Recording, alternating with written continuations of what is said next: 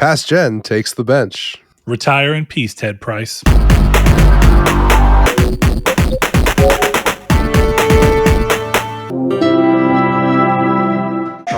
Hello and welcome to Triangle Square, the PlayStation podcast. I'm your host, Brett Beck, and alongside me, as always, is one Mr. Chris Figs. Chris, let the people know how you're doing today.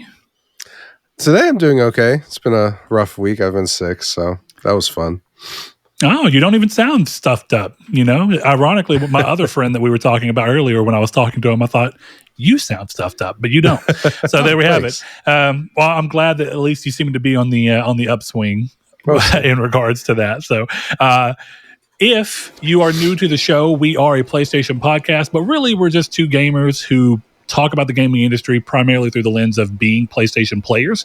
We do, of course, play on other systems when and where we see fit, or if there are games that call to us. But in this modern age of everything hitting the most popular platforms they can get on, more often than not, you can play just about anything you want to on PlayStation, which has become an interesting thing this generation. So we hope you stick around, give us a chance, even if you're not necessarily a PlayStation-focused player. We have a number of listeners who are Xbox focused and still interact with us and talk to us about their PlayStation stuff, which is always great to see. So without further ado, we're going to get to talking this week about MLB 25 and how it's shaking things up from the past few years since it started hitting Xbox.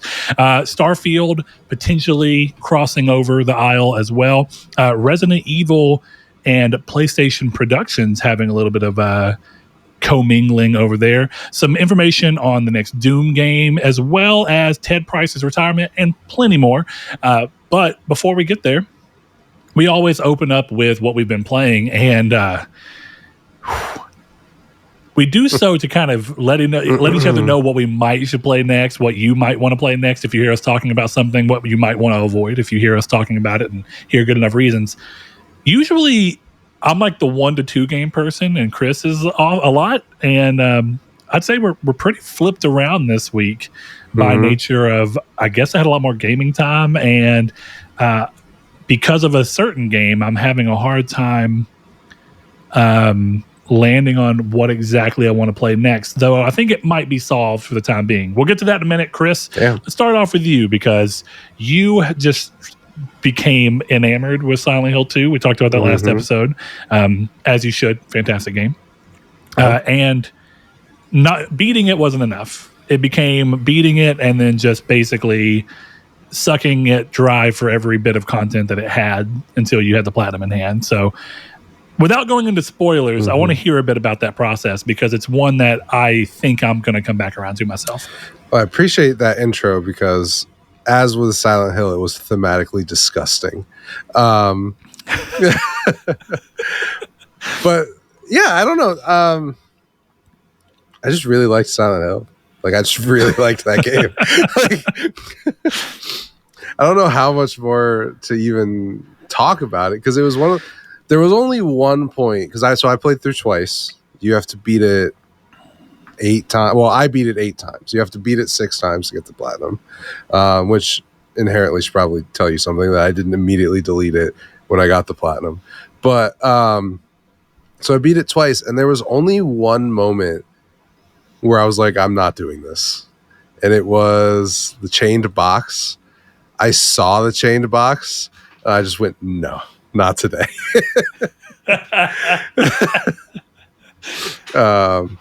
I was like, I just can't. And that was the longest stretch I took away from it, where it was like 2 days where I just played Balatro and Marvel Rivals. I was like, I'm not doing that.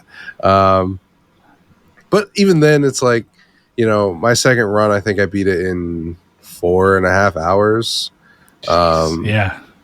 So like, it didn't even take that long, but it's just, that was the only point in that game. I'm assuming that what you're doing, because when I started looking at the trophy list and clearly the speedrun trophy, I was like, I don't even know if there really is a way to play this game, even if you're ignoring as much, you know, exploration and whatnot as possible. I don't know if there's a way to play that game and watch all the cutscenes and get done within 10 hours. Like, maybe it's tight, but I was thinking through, because I was like, a lot of the cutscenes are pretty long, but I don't know. So I was curious, did you skip cutscenes? Because my thing is the game lets you skip cutscenes. So if you're skipping, you're missing half of what makes the game so great. But at the same time, the game's gameplay is just so tense and perfect that that's all you really need from it. So the biggest issue I had with the speedrun was that it wasn't tense.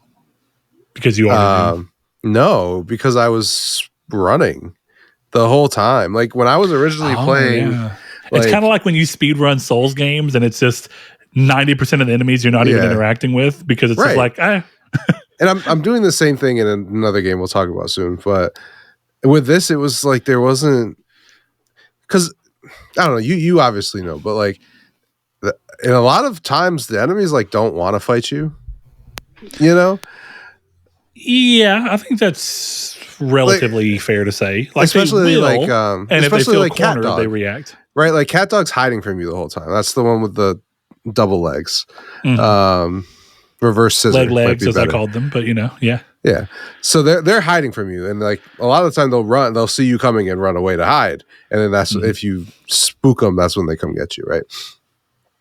So until you really get to like the nurses and especially the otherworld nurses, it's like there's nothing to really fear. And then even then, it's like if you get far enough away, like they're not going to keep chasing you. Like you're good. So like a lot of it.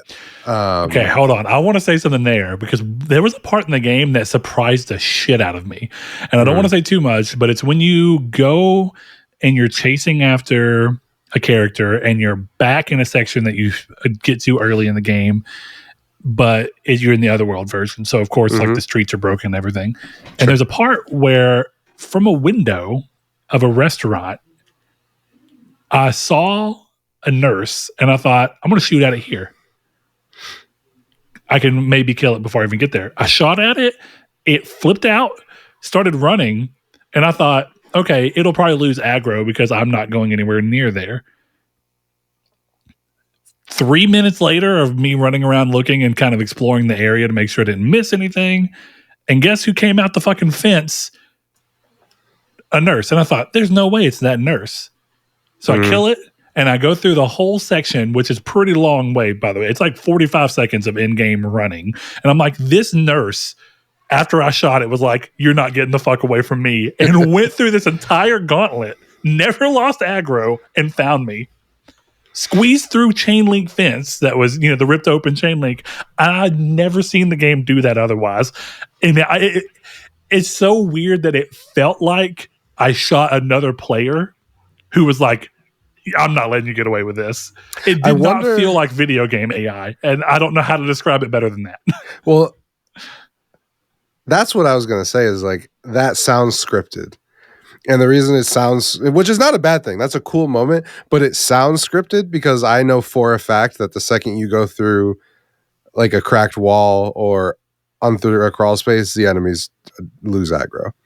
Because that's how I would get away from everything, right? It's like you're running through the hospital until you get to a bathroom, and then you're through a wall and it's over. Mm-hmm. Yeah, it did. I don't think it was, but if I play the game again, I'm gonna see, because I don't think if I wouldn't have shot the nurse through the window, I don't think it would have ever aggroed me. No, that's what I'm saying is that's why I think it's scripted. It's scripted. Oh, I noticed it. You shot it, and then it's going to come get you because that's a cool moment for a video game to have in it because you're talking about it right now. True. But I just beat the game in 4 hours. Like if you go through, because those are fake loading screens. That's the thing. Those are loading screens. So it loads the next section, and then you lose that past one. So. Sure. Well, that's kind of what caught me. But though this wasn't one of those, it was a hole in the chain link that you can squeeze back and forth through as many times as you want. But I did kind of have that thing of, I thought the game generally used those as we're going to use this little animation to buffer out the next part. Yeah. And I think the main reason I got to a sense of security with it is that there was a piece earlier in the game where I had...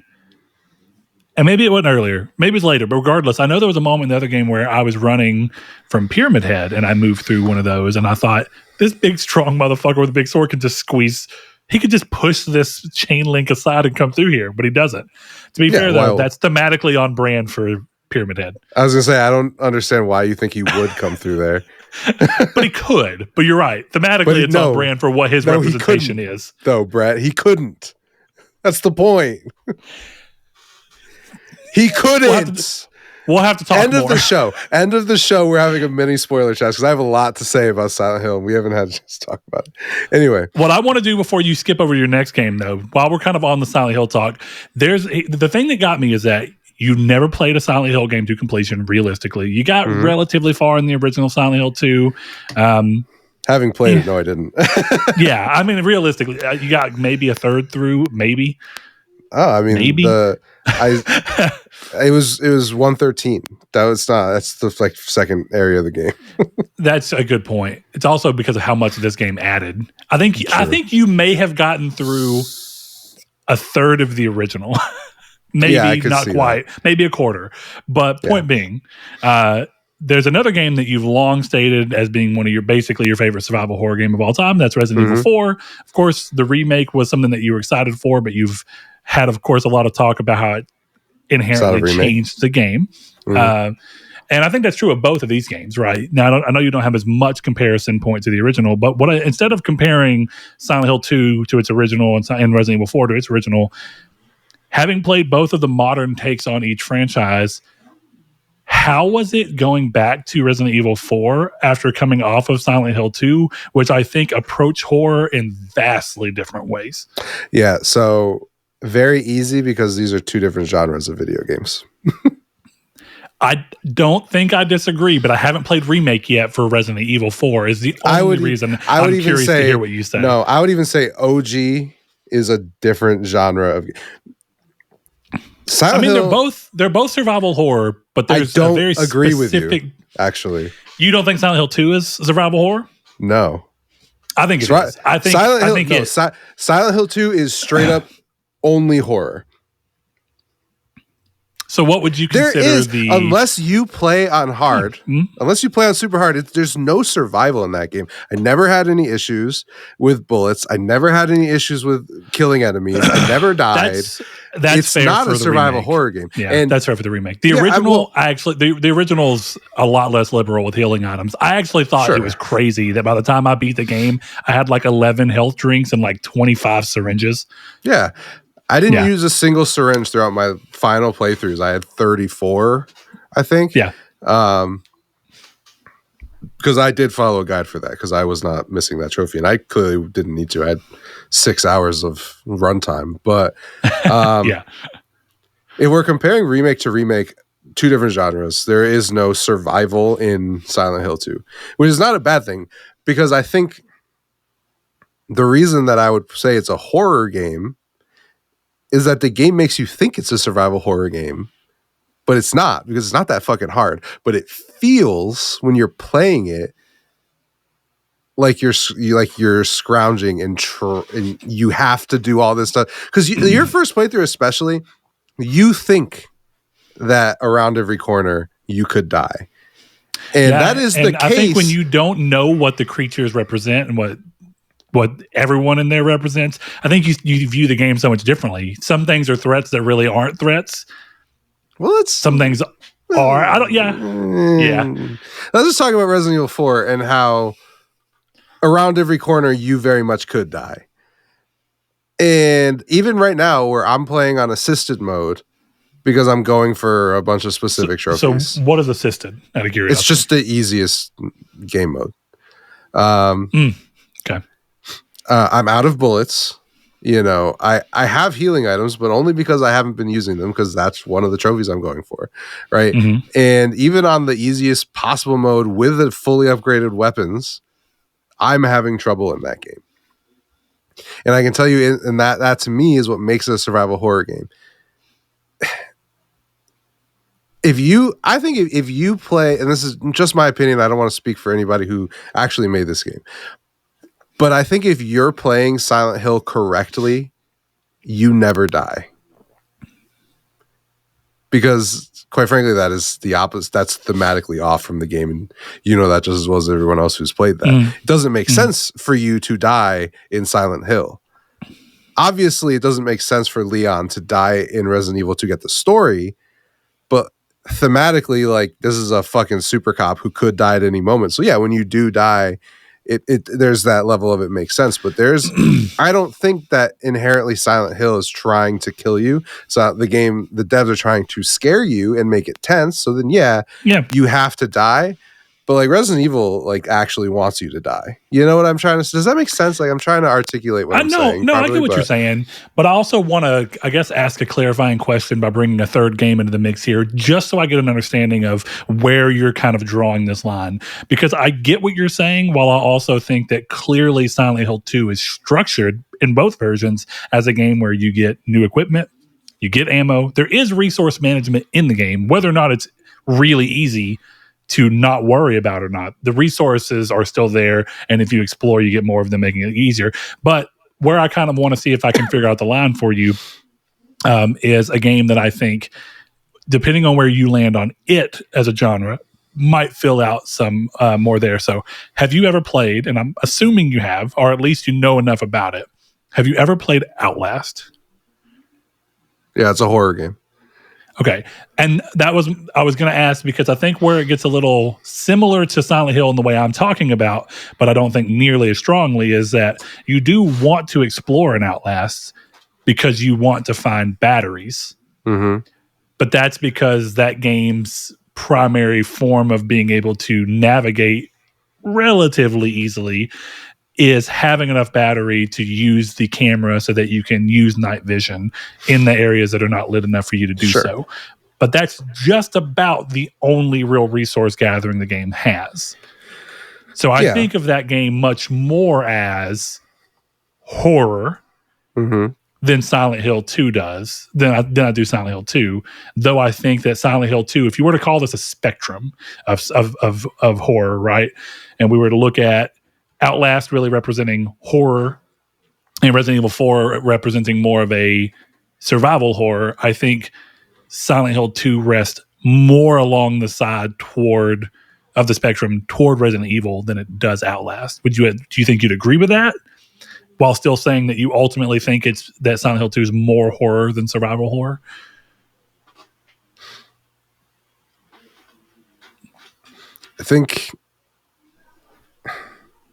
I guess so. Okay. I mean, I don't know, because I feel like you're. I don't know.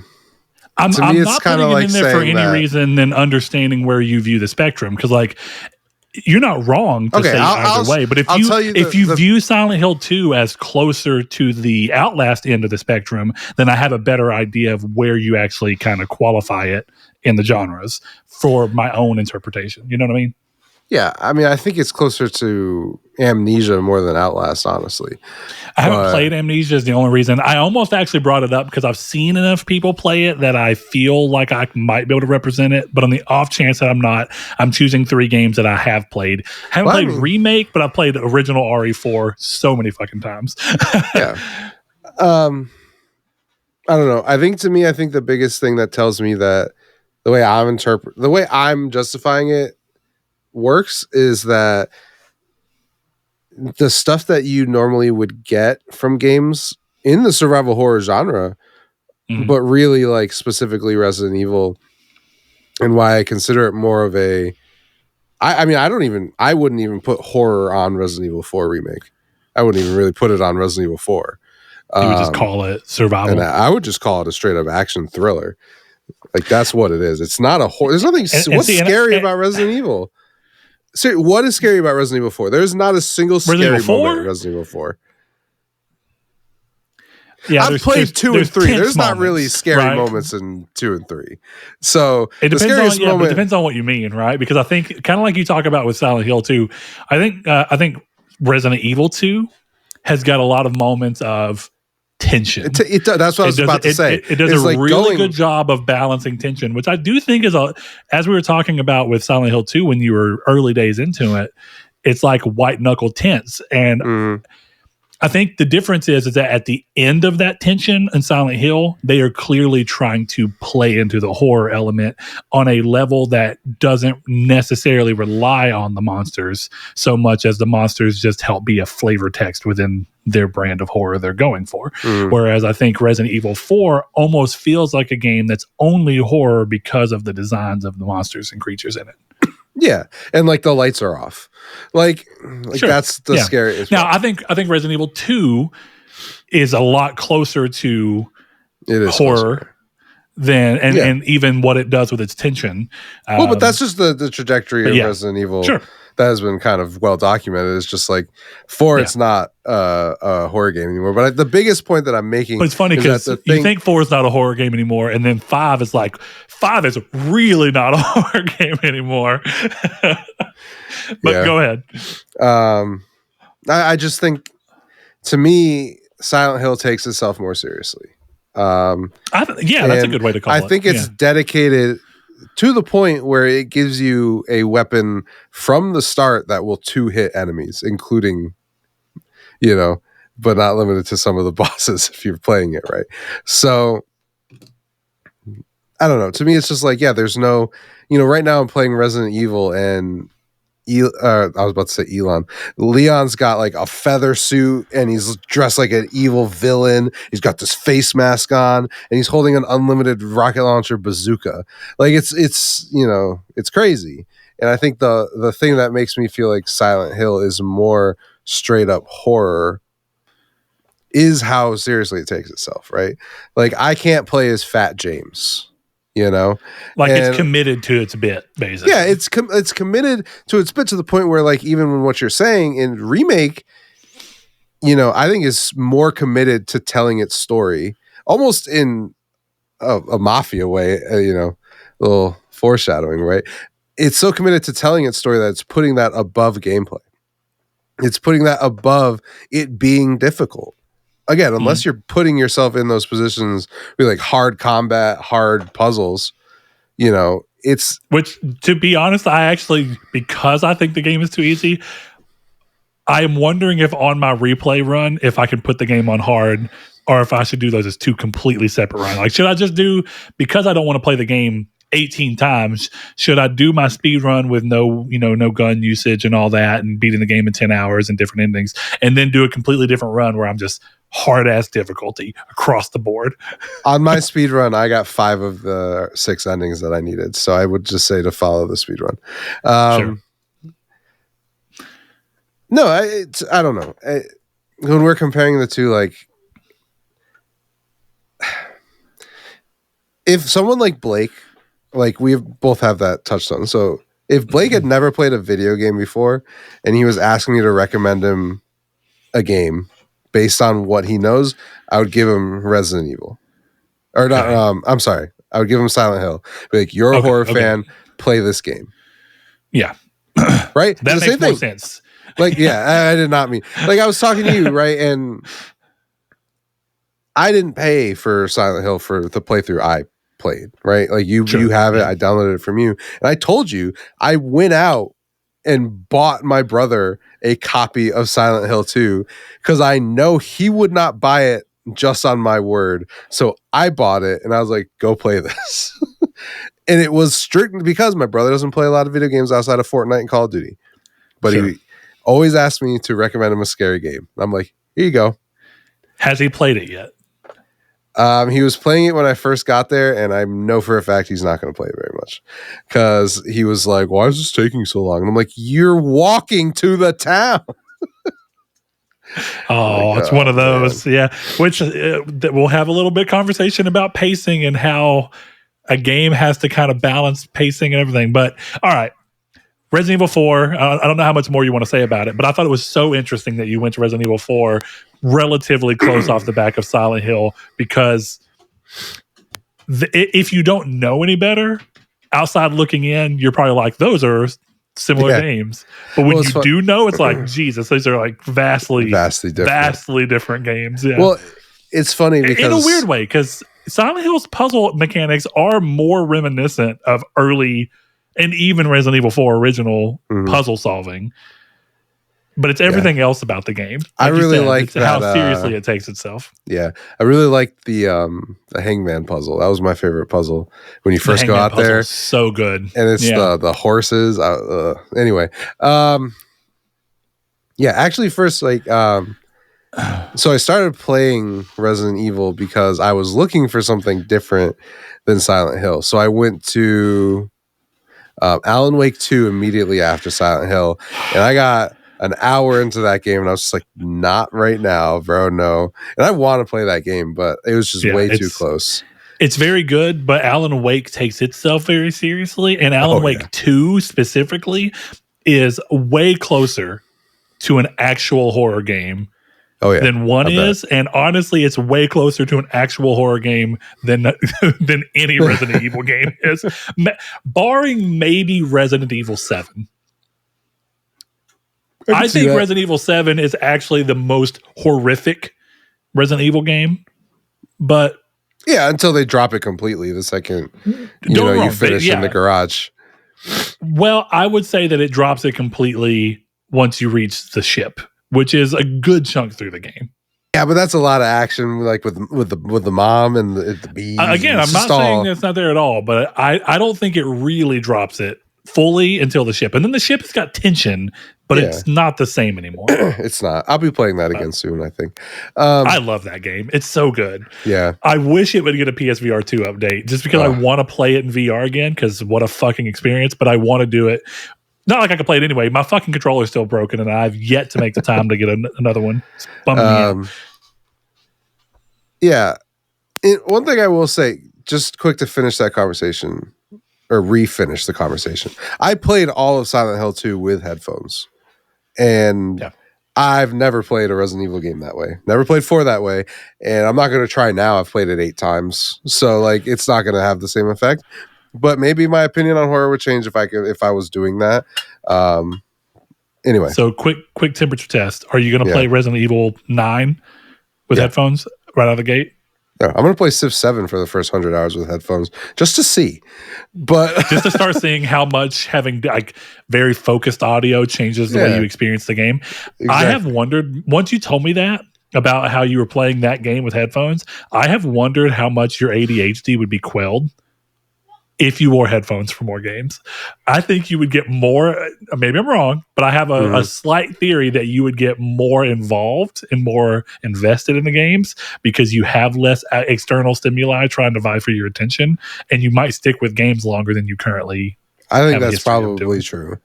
I'm just also weird. Like, I think the games I like are non-traditional games, and I think that's why I have an issue with some big games, which is why something like Silent Hill 2 or Red Dead or Witcher stand out to me, because I stuck with them. But like, you'll see me playing a lot more Balatro than you'll ever see me playing Alan Wake, like outside of the fucking nature, you know what I mean? I did not mean, how that comes off, but the point anyway. So I dropped Alan Wake 2 way too much, way too close. And I went to Tiny Tina's Wonderlands, and I had a good time playing Tiny Tina's Wonderlands for like 2 hours, and I'd like to play more of it, but I just don't think it's worth my time. And not like an insulting, I'm not trying to be insulting about it. It's just one of those things. This is going to sound very brain rot, but it's not. Like, I'm not going to platinum this game because I don't want to play it that long. And if I don't like something enough that I could see myself trying to platinum it, why am I going to waste 15 more hours and then not platinum it? Yeah. Right? Like, I don't want to see it through that. That's why I approach games from the standpoint, I don't look at the trophy list most of the time, to be fair, unless the game's been out a long time. And then it may be a consideration that pulls me to a game. But I'm with you. I do a thing where if I'm playing a game and I don't see myself if at any point it starts to become obvious to me that I can't see myself caring enough to want to platinum it, again, with the knowledge of knowing I don't know what it actually takes to platinum it. I don't want to know that. I just want to know, am I feeling so good about this game that this theoretical platinum I'd be gunning for? And as long as I'm still cool to gun for the platinum, I will generally keep playing anything. Now, after I get through to beating it and then look at the trophy list and realize it has a crazy platinum, I may not platinum it, but the drive to want to platinum it was enough there for me to carry through the game, therefore beat it and not feel like a waste of time. But when the game is, it's funny because it's exactly what you just said. It's exactly why, not the trophy part, but I don't feel like I'm going to keep playing it, and not because I think it's necessarily bad. It's just not doing it for me. It's exactly why I quit playing Tiny Tina with you initially. Both of us fell off of it, and neither of us asked each other to play through it again. We never mentioned it again. It was fun for like an hour and a half, and that last 30 minutes that we were playing, I was just kind of like, yeah. And that's the thing, because this was something that like I didn't even really look into the trophies because I'm like, it's a Borderlands game. I'm gonna have to do everything. Yeah. I was just like, I don't want to do this. And it was one of those things where it was kind of like, it's an FPS where you're always shooting something, but it doesn't fucking matter, you know? Sure. And so it was like, it was one of those games where I'm playing it and I'm like, I am just, more than any other time I've played a game recently, I am just pressing buttons for the sake of pressing them. And I was like, I'd rather just play something else. So like, I'm sorry to Gearbox, but that did not do it for me. I'm interested in Borderlands 4 again, more than I was after playing it, because it was fun. I just didn't have it in me to be like, yeah, this is going to be my next 40 hours, you know? Well, and that's not, I think, to have a slight conversation that is just going to use this as a springboard. So it's not necessarily saying it's this game, but part of the problem of games getting filler longer, where they're longer just to say that they're longer, that I hate, is that I think it ups the ratio in which people are going to fall off of it. And I think that's proved out by the fact that if you look, there's a thing where a very small percentage of players finish most games, and yet they keep trying to make games longer because people want to know a game is longer for some crazy reason. I think it's that they want to feel like if they love it, their investment has so much more potential for length and like lasting time. So they want to buy it only if they know, if I love it, I can play it for 40, 50, 60, 100 hours. Whereas they might actually like the game more and not want to fall off of it if it were 15 hours. But then they don't feel like 15 hours is worth the $60 because there has been at least one game that was $60 that gave them 100 hours of play. I think, not even kidding, I think Skyrim fucked up the games industry. Probably. Because it was the same price as everything else, and the average player on Skyrim, it didn't matter if they beat the game. The average player on Skyrim played 100 hours, probably more. Definitely now, considering how many people have gone back to it. The data probably doesn't show that way, but I bet you if you could take how many times people have gone to Skyrim and just played it again and again and again, even if you do that to people who only played it a couple times, the average has got to be insane. So it sucks that games want to be longer, because I think that an idea like Tiny Tina's, if I felt like it was made to be a tighter experience, I might actually want to see it through. But part of it is I could feel it dragging its feet to make sure it hits a certain length while we're playing it, and I'm 2-3 hours in. Yeah, I mean, and that's the thing. It's like it's a D&D game in its heart, right? So you expect side quests, you expect all this stuff. I don't know. I don't even necessarily even want to make a value judgment on the game. Sure. It was just something that I played and had no passion for, in a way that I haven't had in a long time, actually. Oh, I have one of those. I've played a lot of slop in my life, and this was just I just wasn't feeling it. So it was more of just like if I just wanted to finish the campaign, whatever, I could see myself forcing myself through it, but it just wasn't worth it. I have more than enough stuff to play. So, the other thing is Resident Evil 4. So yeah, I'm going for platinum on that. I've been railroaded for a while on a professional run, and then I just kind of realized that if I did all the stuff I'm trying to do in this run, professional would be a lot easier, because I'll get an unlimited rocket launcher, I'll have unlocked the Tommy gun, and then I'll have Ashley in the suit of armor, so it would be no problem. Is the Tommy gun is it still the Chicago typewriter? Yeah, the Chicago Sweeper. Did they rename it? Is it typewriter? I think it's Sweeper. Well, is it not typewriter? I'm pretty sure it's Sweeper, but I'm not sure. That's fine. Go ahead.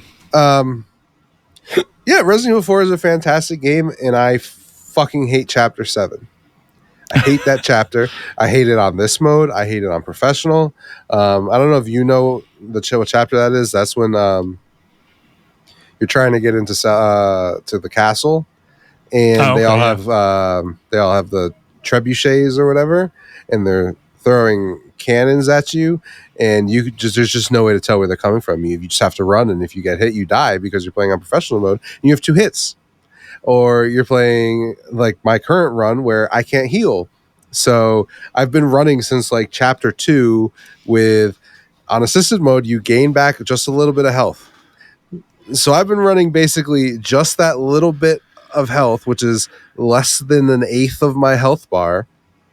So I get hit once and then I'm in the red. I hit again, I'm dead. So I've been running through this entire game where if I take 2 hits, I'm done. And I'm only using pistols. And I'm not talking to the shopkeeper. And I'm trying to do it in 8 hours. This has been very frustrating. But the rest of the whole game is fine. Except Chapter 7. Yeah. Chapter 7 fucking sucks. But I'm on the last chapter of the game. I'm at 6 hours. Or 640-ish. Yeah. I have to beat it in 8. Fairly sure I'm good. Yeah, I still want to play this game. It's not on I can't play it right off of the back of Silent Hill 2 because I will be judging this game. That's me being smart and not wanting to negatively judge a game that I know I will like because I love the original Resident Evil 4. But coming off of this type of horror is not good for me to jump. I need a little break between them before I jump into it personally. I know that about myself. It's not even the game itself makes a mockery of the horror. Yeah. To the point where there's one scene that could be terrifying. Everyone knows it. It's very early. It's been a meme. And you're fighting 2 chainsaw ladies. Right? You go downstairs, you put Ashley in the closet, and you're going to get the crank. And then through the wall, 2 fucking chainsaws. And that's a scary moment. Until Leon goes, "Oh, they're here." And then backflips off the fucking wall. So it's not scary anymore. That's the point. It's not scary. Nothing is scary. Yeah. By the way, Chicago Sweeper is the updated version of the Chicago Typewriter, and it's exclusive to the Resident Evil 4 remake. Yeah. All right, cool. Well, I'm glad that you're enjoying Resident Evil 4 remake. I need to play it eventually. You send me X-Men Wolverine back and Wanted since you beat that. And then you can have my copy of Resident Evil 4 when I bought it. I do have the Wanted. I do have the Wanted. I think you have a couple, 1 or 2 of my other ones. I don't remember what I sent you back. Those are the only 2 that I'm aware of. You bought Naughty Bear for me. Oh, yeah. Okay, that was it. Yeah. Yeah. I did do that. So, we got those trophies. So we got those trophies, yeah. So you can get the rest at your own speed. I'm going to try and quickly run through mine because we've had quite a conversation here. So in complete contrast to Tiny Tina's, this is like a bittersweet but ultimately better thing. I have just been in the mood to play a Sonic game. And it was just hitting me. And I realized I had bought Sonic Shadow Generations and didn't play it because I was in the middle of Persona. So I was like, I'm going to wait.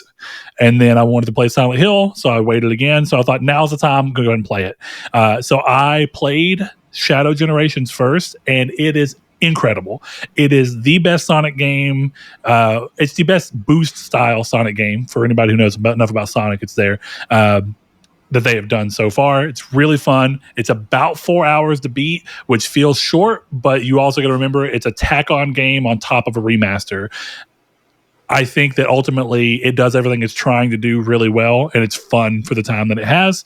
Then I went back and tried playing Sonic Generations, and I got about a third through it probably, and it's just not nearly as mechanically precise and snappy as Shadow, which makes sense. It's 13 years older than the Shadow Generations portion. But I still wasn't done with my Sonic. So I was like, I never platinumed the game on PS4 for Sonic Frontiers. And I realized, Chris, I do have a New Year's resolution. You asked me if I had one for gaming, and I realized what my answer should be. And this was my proof of concept against it. You're going to platinum every Sonic game? No. Though that would be interesting at the very least. I have all the PS3 ones. I'll send them to you. I'll sponsor it. I'd love to see you struggle with that. Yeah, that sounds like a nightmare. But I realize I really need to get better about playing DLC for games. And not only playing it, but ideally beating it. And so I did two things. I played Sonic Frontiers in its very updated form. They have changed a lot about the game, mostly for the better. Actually, I'd say all for the better. Every change they made is better than the game was at launch, which I already loved the game at launch. So that's cool. So I beat the PS4 version, platinum the PS4 version, and then I decided to go ahead and spring into, because I was debating between playing Sonic Adventure 2, so I could play as the whole gang, or Sonic Adventure 1, one of those two. But then I thought, the DLC that they gave for free for Sonic Frontiers is basically Kingdom Hearts 3 Remind, where it completely gives an alternate take on the ending of the game and allows you to play as Knuckles, Tails, and Amy. So I thought that solves the problem of wanting to play as the other people. Let's see what they did. So first and foremost, the story changes are a lot better. The gameplay changes are a lot better. They redo the entire last island, and it's the same landmass, but all of the platforming and all of the challenges are completely replaced with brand new ones, which is really interesting. Sonic Frontiers initially has this problem of where later in the game, seemingly because the game was rushed, it'll just start going into 2D Sonic parts while you're in the middle of open world. You'll do something, you'll hit a spring, and the camera will fling over and lock in, and you've got to deal with it until you've completed. And it kind of sucks. The DLC has not a single 2D section in it. It's fully 3D, which was really cool because that was one of the complaints. They added Spin Dash, which, my fucking guy, if you're a Sonic fan, Spin Dash is sick, and I'm so glad it's here. They worked in the other characters in the story to make their impact in the original story's involvement make more sense and be better. So you get to play as Knuckles. Fantastic. He can glide around just like his Sonic Adventure 2 days. He can do his little drill dive. He's got extra little punches he can do. He is great. All of his platforming is around him being a climbing character on the things he can climb on. Love it. Amy, she's got these little cards, her little tarot cards that she can spring out and use as like a little fan. She's got a really high second double jump. She's got a hammer she can use. She's really fun. And then Tails can just fucking fly with his ass. And then if you upgrade, all of these characters have their own skill trees, so you can upgrade them all the way up. And Tails can get into his Cyclone from the Sonic Adventure games and just fly around in the ship, or fly around in the plane. And it's awesome. And I loved it. Couple that with the fact that the Sonic portions of this are Sonic having to climb 4 towers, I guess 5 total, that are challenge towers, and they're really difficult in a fun way. So, Chris, you always talk about how you like it when platformers are actually challenging. Mm-hmm. There was a few times in this where I was like, I don't fucking know how I'm going to get past this. And I finally got there, but I was just like, this is riding that line between pissing you off but making you feel good when you accomplish it. So that was great. And the original game has got a parry system. And one of the challenges you do eventually makes you use the parry, and you have to go through all 3 of the Titans from the base game, one after another, with 400 rings only, and all of your stats are back down to level 1. And so you have to pull all those off. And the way that it works is when you're in Supersonic, you lose a ring basically per second. So you got to be very careful. You got to be fast. But the original game, Chris, I know you're a guy who loves parries, Sekiro fan that you are. The original game's parry is just you hold it forever. And when they eventually hit you, it'll parry it. This challenge, and the final boss introduced perfect parry, where you have to parry in time. And it made the combat feel so fucking much better. It's crazy. I loved it. So across the board, the DLC and the updates they did to the game mean that if this is the new Sonic formula, which this game did really well, and they said it was to launch into the new era of Sonic, if all of the improvements that came from all these DLCs are baked into day one, the next Sonic game, holy shit, we got another banger in store. So that's really cool. And now I'm one DLC down. I have a list of DLC I'm going to start trying to work through this year. What's the list? I'm not going to go through all of it, but notable ones are Cyberpunk Phantom Liberty. Nice. Because I really want to. I'm probably going to try and squeeze in both of the Witcher 3 DLC, Blood and Wine, and I can't remember the name of the other one currently. Heart of Stone. Yeah. And the other one that's on my list, because it's a game I want to replay already, whenever I go to replay Horizon Zero Dawn's remaster, I'm going to go ahead and play the Frozen Wilds I never played. All right. And I might take that to go ahead and jump into the Burning Skies or whatever the hell they call it. I think. Burning Shores for Horizon 2. So we'll see. Those are kind of my notable ones, but I have other ones that are on the docket that I'm hoping that I'm going to get to. So we'll see. I will say I saw you playing Sonic X Shadow Generations. And I don't know why, but that was the one Sonic game I had interest in. And then I saw you bought it physically, and I'm like, well, shit. I guess I'm not playing Sonic. I hate to tell you, the only reason, Chris, I love you, but I got the collector's edition because it comes with a fucking Sega Dreamcast statue. Working? Okay. No. It's a Sega Dreamcast box. It is scale. So I don't know if you see my Sonic Mania. It's off camera and you can't see it anymore. No. But there's a Sonic Mania that's on top of a Genesis 16-bit, and Sonic's on top of it. And that's exactly what this is, but it's a Dreamcast, and it's got Sonic and Shadow as a statue on top of them. It's fucking sick. This one, you hit the little button, it goes Sega. Like it always does. Starting. You didn't even have to explain that part. If you'd said, I didn't think you'd ever want to play a Sonic game, I would have been like, yeah. Fair enough. But Shadow is incredibly good. And my favorite thing is that the original generations had the setup where between levels, you're on this 2D plane. The biggest problem with Sonic Generations is it was supposed to be a 3D Sonic, but 70% of the game is just 2D sections. We love that. But the overworld, if you want to call it that, is like a 2D plane where you move between these hubs. They're all connected. They're not very big, but there's some interesting platforming challenges. They take the idea of that and they make it into a fully 3D open world that's open hub, I guess, that's a lot more like Sonic Frontiers, but you play a Shadow and you go through, and it's so fucking fun. I love it. So now I'm almost feeling like I should buy Shadow Generations digitally just so I can have you play that. But probably won't do that. So next one's up. I beat It Takes Two with my wife.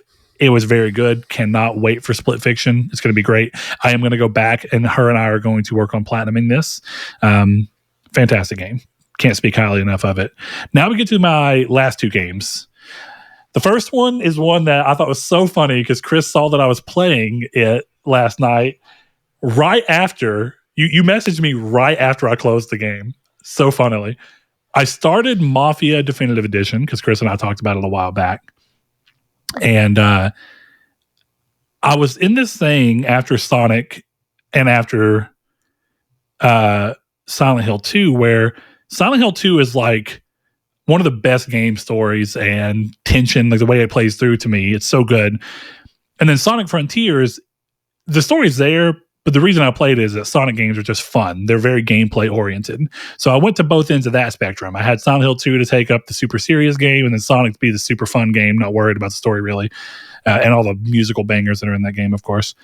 And so I was like, I don't know what I want to play next. I'm kind of paralyzed in this feeling. And I looked through all of my games and all of Chris's games, and eventually I scrolled across Mafia, and I thought, I talked not long ago about maybe playing that next. So I downloaded it and I started playing it. And I played it at lunch for about an hour and a half. Took a longer lunch. And I was just kind of like, I don't know how I'm feeling about it. I think the story could be cool, but some of the performances are weird. Some of these voices are really annoying, which is not super uncommon with gang, Mafia content. For some reason, there's always someone who sounds like a fucking rat. And that's here. But the game starts and it just constantly has you doing very boring driving. And I thought, okay, they're setting up characters. It's okay. If they can pull me in, it'll be all right. And that was like an hour and a half, like I said. And I came home and I started playing, and my wife was watching me. And I played for about another 40 minutes. And I got to a point where I'm driving. And then I'm driving. And you're going for collections. and you go somewhere, you get out, you go talk to somebody, you walk in, pick some money up from an envelope, you get back in the car, you drive, you don't get out of the car, somebody else goes in, makes a ruckus that you don't see, you get back in the car, you start driving again. And my wife was just like speaking to my soul, because she was like, I don't know about this game. And I was already in that, I don't know about this game. And as I'm driving, I just slowly hit the button and close the game. And we both start laughing because I didn't delete the game. I kept myself from doing that. I can't tell if it's that Mafia is not doing a good job on what I was hoping it would bring to me, or if I'm just not in the right spot for that game.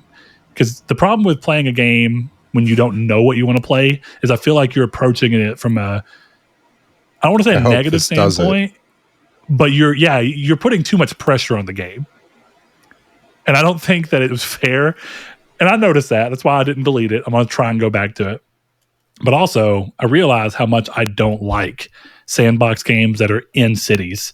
They all rely on bad driving to get you to and from. I know that's part of it, but I also don't find much fun in those games. Not that Mafia really wants you to, but like Grand Theft Auto and Saints Row and all these games, I don't find a lot of fun just going around and killing people and stealing and picking up hookers and letting them out and running them over. I did when I was like 9, but I don't find that fun anymore.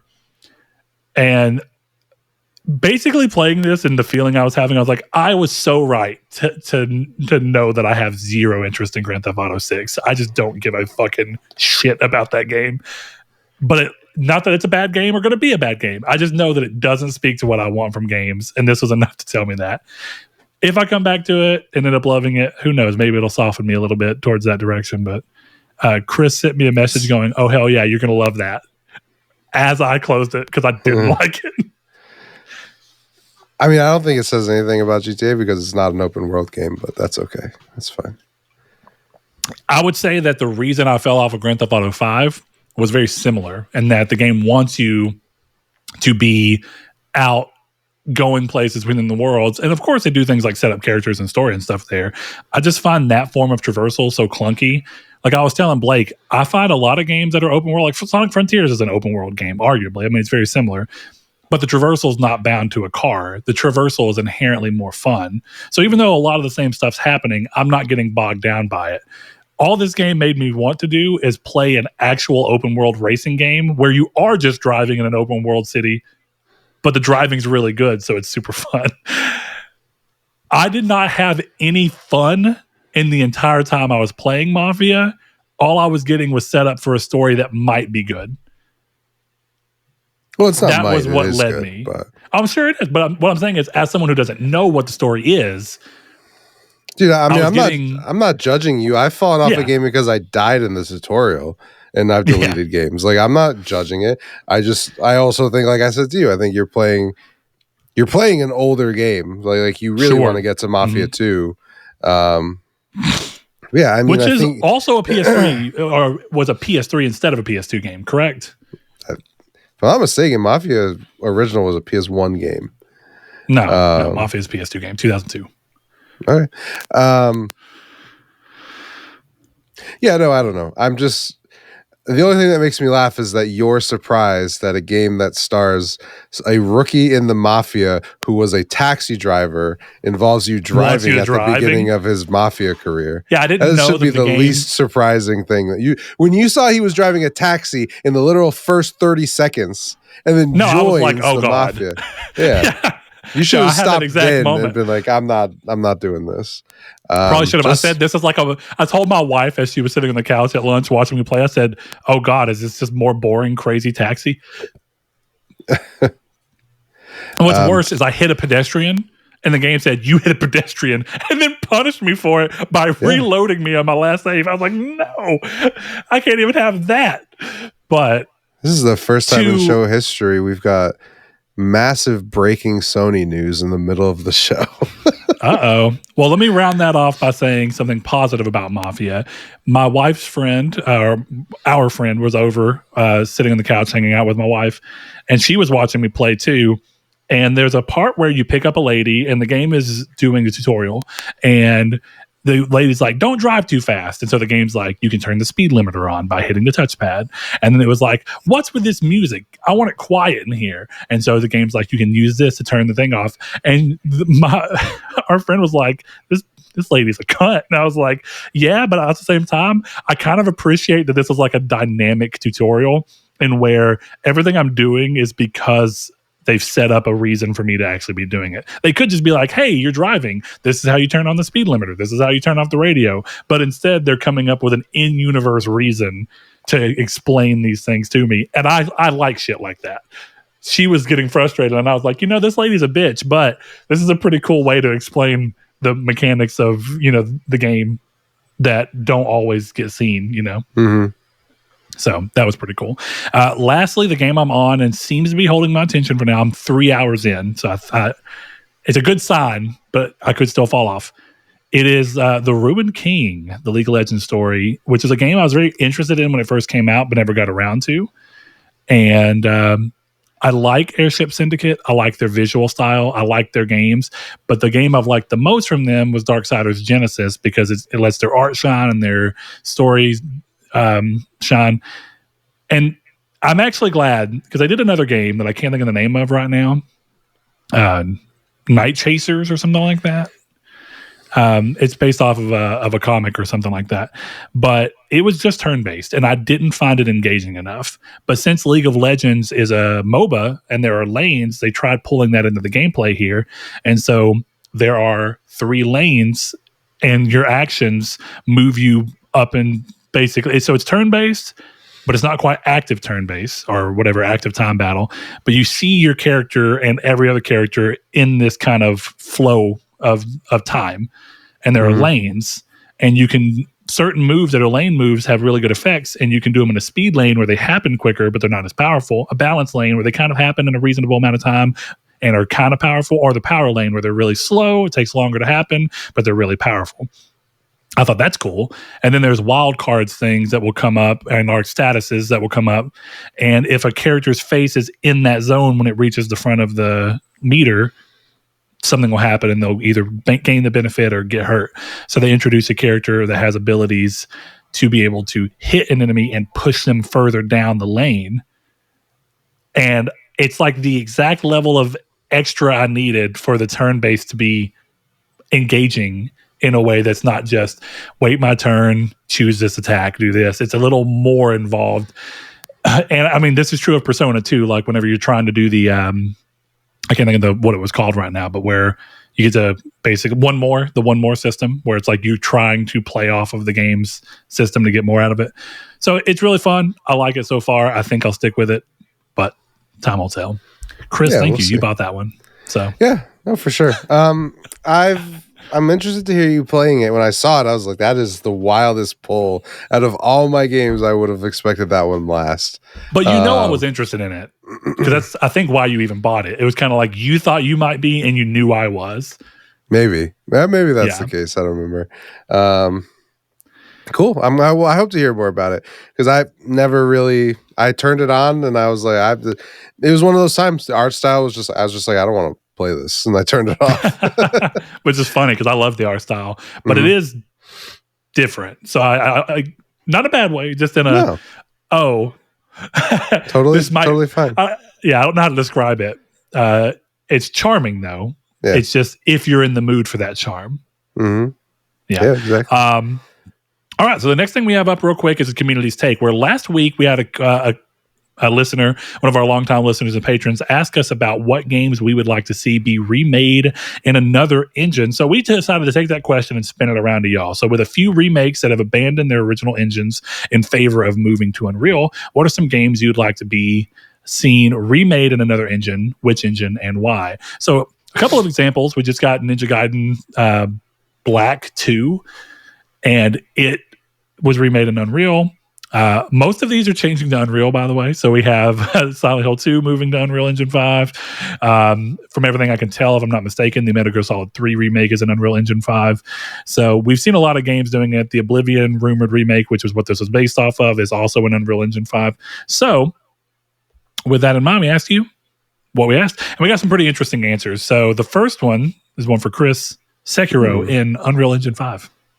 No. Jokes aside, that came from One Armed Wolf, one of our longtime listeners and patrons, and also the winner of 2 trophy competitions in a row. My man. He says, on a real note, I'd like to see Final Fantasy X get remade in Unreal Engine 5. And I'm all for that one. I think that they've done a really good job with Final Fantasy VII Remake in Unreal, definitely on the Pro where it looks fantastic. I don't think 10 necessarily has to get as open world, though they definitely could. And I think 10's got a great story. I would love to see 10 get the treatment that Silent Hill 2 Remake got, because even though I love the voice acting in the original Silent Hill 2, it's very weird and over the top and like soap opera-ish almost, but in a way How that are you works. eating pizza? Oh, what a... My favorite is whenever Angela says lost at the beginning of the game, and she's like, lost? Yeah. It's like, what? Yeah, I'm lost. What the fuck? Also playing OG Silent Hill on my Steam Deck, for the record, in case anyone's wondering. Dude. Silent Hill 2. Silent Hill, okay, about to say, Silent Hill 1's a very different game too. But yeah, all that to say, it would be interesting to take some of the cornier moments of Final Fantasy X that came from voice acting and motion capture being so new, and see some of those get reinterpreted in a more serious light. The scene where they're all standing around and Titus starts, ha, ha, ha. That would be a great scene to actually be taken seriously and see what really happens. See, no, as a fan, wouldn't you be upset that moment's not in there? Like, not isn't really, that a moment you have to keep because it's so like part of it? It depends on why. Do you consider that to be character defining for Titus or however you want to say it, depending on which route you go? But it depends. Like, what do you want from the game? Because I think that there is an argument to be made. And when the remasters for Silent Hill 2 and 3 originally came out, there was a time where they weren't going to be able to use the original voice acting. People were like, why? But I think that's also because you are playing the original. It feels weird to not have that voice acting. But the remake didn't feel weird to not have that, because the remake takes itself a little more seriously than the original Silent Hill 2 did. And I don't mean that in the sense of like, the original Silent Hill 2 was just as dark and had a lot of interesting ideas, but it was almost trying to be surreal, whereas this one's trying to be a little more grounded. And I think that was ultimately for the best. See, it's funny because... fuck. I wish that moment was still in there, because having played it, I think that moment very early sets up a lot of things about that world very early that you will not pick up on until after finishing it, to the point where I think that moment is almost essential in my... It's funny because I think that the way that it's a lot more subtly explained throughout Eddie's scenarios with you in Silent Hill 2 Remake are so much better. I think that the way they handled Eddie across the board is I think he's so great. Much better. But that moment has nothing to do with Eddie. That moment has everything to do with the player. I mean, yeah. We can't talk about it. Let's just move on. We'll talk about it at the end of the show. We got another answer from Sweet Icky Monkey Jones. I don't know what that is supposed to be. I don't know what he's playing right now, but that's his normal. He throws his game references. What's Iki Island? Iki Island is the Ghost of Tsushima DLC, right? There you go. Am I right? I didn't play it. Either way, he says, I've been saying I'd like an open world co-op SOCOM in Decima engine, similar to Helldivers 2 in design. Decima has such awesome environmental and asset detail. Seeing Tourist Trophy remade in Gran Turismo's current engine would be sick as well. Yeah, both of those are good answers. Gran Turismo's engine's fantastic, and it does a really good job with asset streaming and focusing on things. And a game like Tourist Trophy that is trying to be a similar take on Gran Turismo, I could see that. That could be really good. But also, Decima is like one of those commonly thrown out engines. Anytime that nature's involved, people are like, damn, that looks cool. You know? See, so my idea, I came up with this recently. It would be Tokyo Jungle, but in the Fox engine. There you go. The Fox engine that's defunct and no one wants to use, even though it's so good. Like, it was a great engine. It's a great engine. I just think it would be funny to remake a Tokyo Jungle in an engine named after an animal. An animal, That's all the motivation I have. So that's a good one. Last one we have on Twitter at Triangle SQRD is from Jason G. He says Devil May Cry 1 in the RE engine. Why? Because it's Devil May Cry. And to be fair, if they were going to remake Devil May Cry at this point, it would be an RE engine and it would be sick. Dude, Devil May Cry 5 in the RE engine is killer. I can't believe how versatile the RE engine actually has been. Because if I'm not mistaken, that's also what they dropped. I can't even think of the name of the original engine right now. But regardless, that's what Monster Hunter has been on since Monster Hunter World. And Monster Hunter World looks incredible. Monster Hunter Rise looks incredible. And the new one looks like it's going to be really good. I'm just surprised at how much mileage they've been able to get out of this custom engine. That's also what fucking Dragon's Dogma 2 was on, right? So, yeah, you got some crazy stuff going on there. Also, Capcom over here is being like, we're not paying for your engines. We have our own. While Square Enix makes an entire engine and then goes, nah, we'll use Unreal. Yeah. Can't believe that. Sick, but though. Yeah, I give them credit. Yeah, that's what we have over there. And then on the Discord, we have a couple more that we're going to highlight. We've got one from Jehudi MD.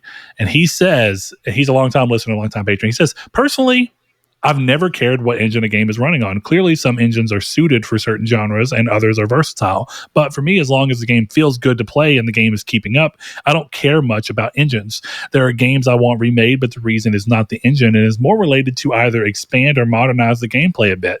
And I'm glad he said that, because I think it really does depend on the game and what the engine needs are. Because one of the things that's very obvious, we were talking about Sonic earlier, one of the biggest problems that Sonic games have is that the engines have to be specifically made to load assets in at a quick enough that you can interact with them, but to keep up Sonic's fast-paced gameplay. So definitely a game like Sonic Frontiers, where it's very open world, you have to be able to have these things pop out, there and interactable. Sonic Frontiers doesn't do a great job. There's a lot of pop in, but everything is at least loaded in by the time that you're needing to interact with it, and well enough before that you can prepare for it, so it's okay. But it'd be really difficult to make a Sonic game in another engine. Not impossible. There's a thing called Project 06, which is Sonic the Hedgehog from 2006 remade using Unity, if I'm remembering correctly, and it's fantastic. But it's a lot of work, and you have to do a lot of stuff to figure out how to make that engine work for there. And that's also a fucking 18-year-old game at this point. Put it in the Gran Turismo engine. Actually, maybe would work. Surprisingly enough, racing engines are really interesting because the assets don't have to look good. They just need to be there and look good enough in motion that you don't notice they don't look great. That's how it mostly works. So, last one we have here, we have two more, and I'll include Rude Day since he's the one who originally asked. First, we'll do Ground Kid. He said, I wouldn't really mind what engine, but would love a PS5 version of Max Payne 3. That game was so good, felt ahead of the time. Slow motion was sick. Unreal 5, maybe. We're going to get a somewhat answer to what a modern Max Payne is going to choose to do, but we also know it's happening on Remedy. It's happening at Remedy. Therefore, it's going to use Remedy's internal engine that they have developed for Alan Wake, which is a great engine. It's a very heavy engine, and you can tell because Alan Wake 2 pushes consoles pretty far. Sometimes a little too far.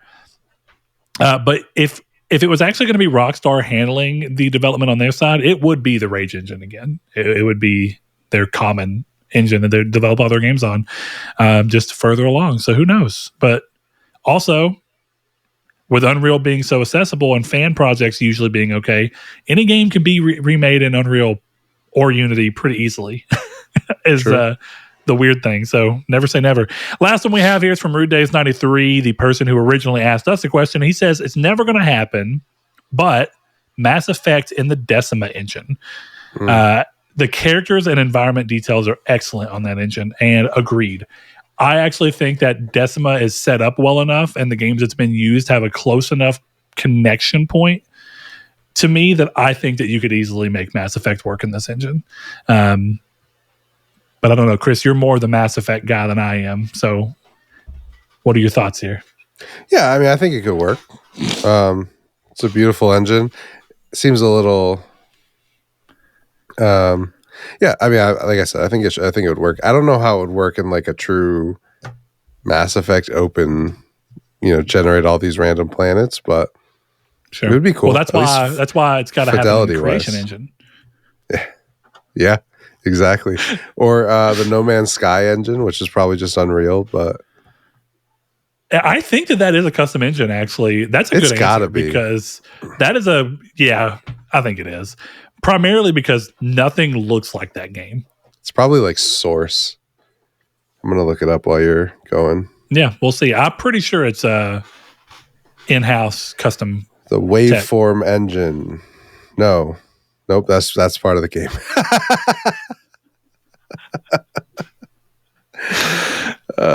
Good name for an engine, though. For that's that type really of game, not a bad engine. I bought that immediately. I can't think of the name of the game they're working on right now. That's the next game past No Man's Sky. I can't believe they did that. But that game's engine has got to be the same as No Man's Sky. They basically already said it, so we'll find out. But yeah, thanks, man. We appreciate it. It was a good question and fun. Got a lot of responses out of that, so great to see. All right, Chris, I think it's time. Do we want to start with the breaking news? Yeah, we can. It works. Let's hear it. I put it in the document. Oh, you put it in the document at the very end? Yeah, Herman Hulst is no longer the CEO of PlayStation. Okay. It is. That one's people on the podcast will see when the news broke because I got to the tweet 2 minutes after it happened. I'm like, oh shit, what the fuck? So here we are over on Variety. Mm-hmm. We have Sony Corp shake up. Hiroki Totoki named corporate CEO. Hideaki Nishino elevated to solo CEO role at Sony Interactive Entertainment. Sony Corp is shaking up its leadership ranks in Tokyo and San Mateo, elevating Hiroki Totoki to the top CEO post, while Hideaki Nishino takes the reins of Sony Interactive Entertainment as the only CEO of the unit that houses PlayStation. That corporate shuffle, effective April 1st, was approved late Tuesday by the electronics and entertainment giant's board of directors in Tokyo. Totoki, a 38-year-old Sony veteran who most recently served as chief operating officer and chief financial officer, will succeed Kenichiro Yoshida as leader of the company that is a cornerstone of the business landscape in Japan. So let's move on a little further. Sony Corp has about 110,000 employees, and it's a power file. It's not there. Let's see. I want to see where the Hulst thing is here because that's pretty interesting. So here we are. Nishino was elevated to CEO in May of 2024. He shared oversight of the PlayStation maker with Herman Hulst, who was CEO of the division Studio Business Group. These appointments were made in the wake of the departure of CEO Jim Ryan. And it looks like that is stepping down. I wish I knew a little bit more where this was because we don't really worried about the Sony pictures and all that. It's in there, but more about what this means for Hulst and where he's going to be falling back to. He apparently is still going to help with games, help cross them over to movies. Is he basically going to be the role that he was prior to moving up to CEO, where he's just head of PlayStation or the studio division? Worldwide studios and overseeing PlayStation Productions stuff. Interesting. Sony's always shaking something up. Whether or not that's for the good or bad remains to be seen. We've had all these reported cancellations of games that we never heard about. So to be fair, we probably shouldn't have the ability to comment on them, but we do. We were talking about that in the Discord a while back of we're seeing Sony pump a lot of money into stuff that is not getting off the ground. And I think whether or not Herman Hulst is actually responsible for any of these, or if he just got thrown into a role with a bunch of games that then saw... Let me take a step back. He got thrown into a role with a bunch of games that were already worked out and planned before his role in there. But one of the things that might be the case is I do think Herman was behind a lot of the purchases that Sony has made from these studios that have not landed out as well as they should have. So that might be part of it. How much money did they spend not only on the game? Like I never really thought about that. The Concord budget, RIP Concord, got the shirt on. Mm-hmm. The Concord budget that they talked about, we know that the initial number was wrong. It was over-bloated, bad information. But was that price that they were talking about, like the $200 million or whatever over 8 years, seemed to be completely misinformation from everything that I understand? I swear there was a video of Colin saying that was just misinformation.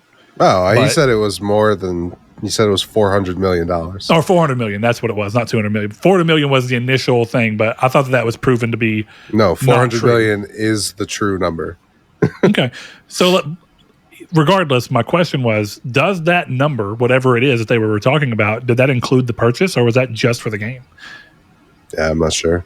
I feel like he had mentioned it didn't have anything to do with the purchase. So I don't know. I wonder, like, I feel like people are overblowing the purchase a little bit. Because you have to think the purchase of Firewalk. Because you'd have to think, given all the money Sony had already put in with that other group, you have to think that there's a part of that other group who was like, you guys can just take all this. Because they were losing money and hemorrhaging money. So at what point is it like, well, just take the albatross away, you know? Maybe, but I'm not sure. I don't mean literally given away, but it's not like they spent $3.6 billion like they did on Bungie. Sure, I don't think we have any idea of what they spent. Yeah, no. Yeah, it's a good point. But at the same time, it's more money than you had to put into it. But at the same time, if that other company was hemorrhaging money, if that's really the situation, then you could come to a position where by not buying them, you're running the risk of the money you have already invested falling through because the developer has to close because its owner says can't justify this anymore. So I guess at some point your hand might have been forced to either cut the money entirely or you cut your investment entirely or bite the bullet when they go to close down and say we're going to buy them so that this project can be seen through. But all the same, interesting. And it's always curious. Has PlayStation's performance recently had anything to do with this decision, or was it completely based around very different things? The only thing is PlayStation is Sony's breadwinning company. And part of what they're doing here is trying to make all of the other parts of Sony, like Sony Pictures and everything and Sony Music, be able to crossbreed into PlayStation so that they can get more business out of it. They want PlayStation's success to also help carry them in the movies department. Definitely, since things like all the Spider-Man villain movies that they've been doing have not been working out for them. And I know they have other stuff, but you can see by how much they're pushing into PlayStation Productions crossovers that is where they view there to be money, and they've had pretty good turnout so far. So I don't have too much more to say about that, Chris. You have any thoughts? No, it's interesting. I was kind of surprised to see it. It seems very quick to move on from that two CEO experiment. Sure. But I think as time has gone on, it probably wasn't hard to see that maybe Herman was not the best person to run this whole thing. You've got the Horizon MMO canceled, Concord, everything else. So those were all games. Yes, it was the Jim Ryan era, and I will personally have no problem defending Holst in that way of, this is still falls on Jim Ryan. But or at least there's enough reason to believe it might be that he shouldn't take all the blame. Jim Ryan is the CEO. He takes all the blame. But, when the next guy becomes CEO, you take a look at his past and realize, like, yeah, he's the big boss. He made the final decisions, but you were still right there. So, and then as more things have failed and been canceled, that whole live service initiative, the 12 games we talked about, they're all done. It's like Fair Games and MLB left. Which I was going to ask you, in the wake of all this, how are you feeling about Fair Games? To me, I think that there's more reason for them to not cancel it because they've announced it. And I do think that Sony has this thing of they didn't want to announce any of the games until, officially announce them until they felt confident enough in them. And then they're going to go through there. I think the problem with actually having to officially cancel Fair Games at this point is that you've made your announcement of it too public. Canceling a Horizon MMO behind the scenes and this other game behind the scenes and this apparently Sony Bend fucking games as a service behind the scenes doesn't really matter because you never officially said anything about it. We're only hearing about it because we are the type of gamers that want to read things from Jason Schreier. But the reality is that the normal gamer probably hasn't heard about any of this, nor do they care. Yeah, sure. But the normal gamer heard about Concord and they canceled that after it came out. So they can, if they want to cancel Fair Games, they will. They will. That's true. I don't know. The game's going to come out. I think the biggest problem Fair Games has is no one will ever give it a fair shot. even if it's a 10 out of 10, it will not get a fair shot. So I don't know how much it matters what Fair Games now, is. do you say that because of the fact that Concord was so badly done that basically Sony has a games as a service stink upon them that they have to try and buck off? Yeah, it's going to be like, it's an unproven studio. The game, I hate to use the wording, but like the game I'm positive is going to look quote unquote woke. So you're going to have that problem. And then it's probably going to come out and be just a fine game. And that probably deserves some level of success, but it will not get it. Do you think that Helldivers 2 acts as any kind of reasonable balance to tip the scales back for Fair Games away from the Concord stink? Or do you think it's too different of a game that people won't even think about it? It entirely depends on what Fair Games looks like. That's the biggest problem with even talking about Fair Games, is that we don't know what it looks like, other than the fact that it's clearly a bunch of people who used to work at Ubisoft making this game. Like, we don't know what it looks like. We don't know what it, because like it's a heist game, right? So like I don't see any reason to not think it'll be cool.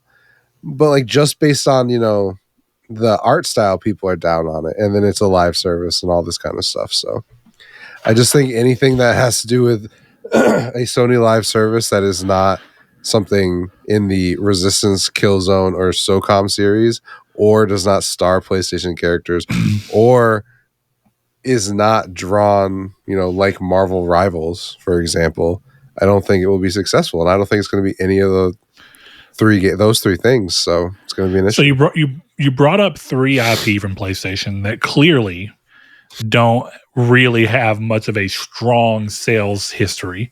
Resistance, Killzone, and SOCOM had a pretty solid one at the point in time where it was coming out. So probably it's among the better of them, just because it has history in PS2 and sold really well. Whereas Killzone did not sell well until PS3, and even then it sold, but it just reviewed really well. What do you think is going on there? Because do you really truly think that the real general gaming public would feel different about Sony announcing a live service game in any of those 3 IP? Or do you truly think that there, like, because that's, I guess what I'm asking is, do you think that there's that much, this is a weird thing to say, but even though those aren't big franchises and never really were,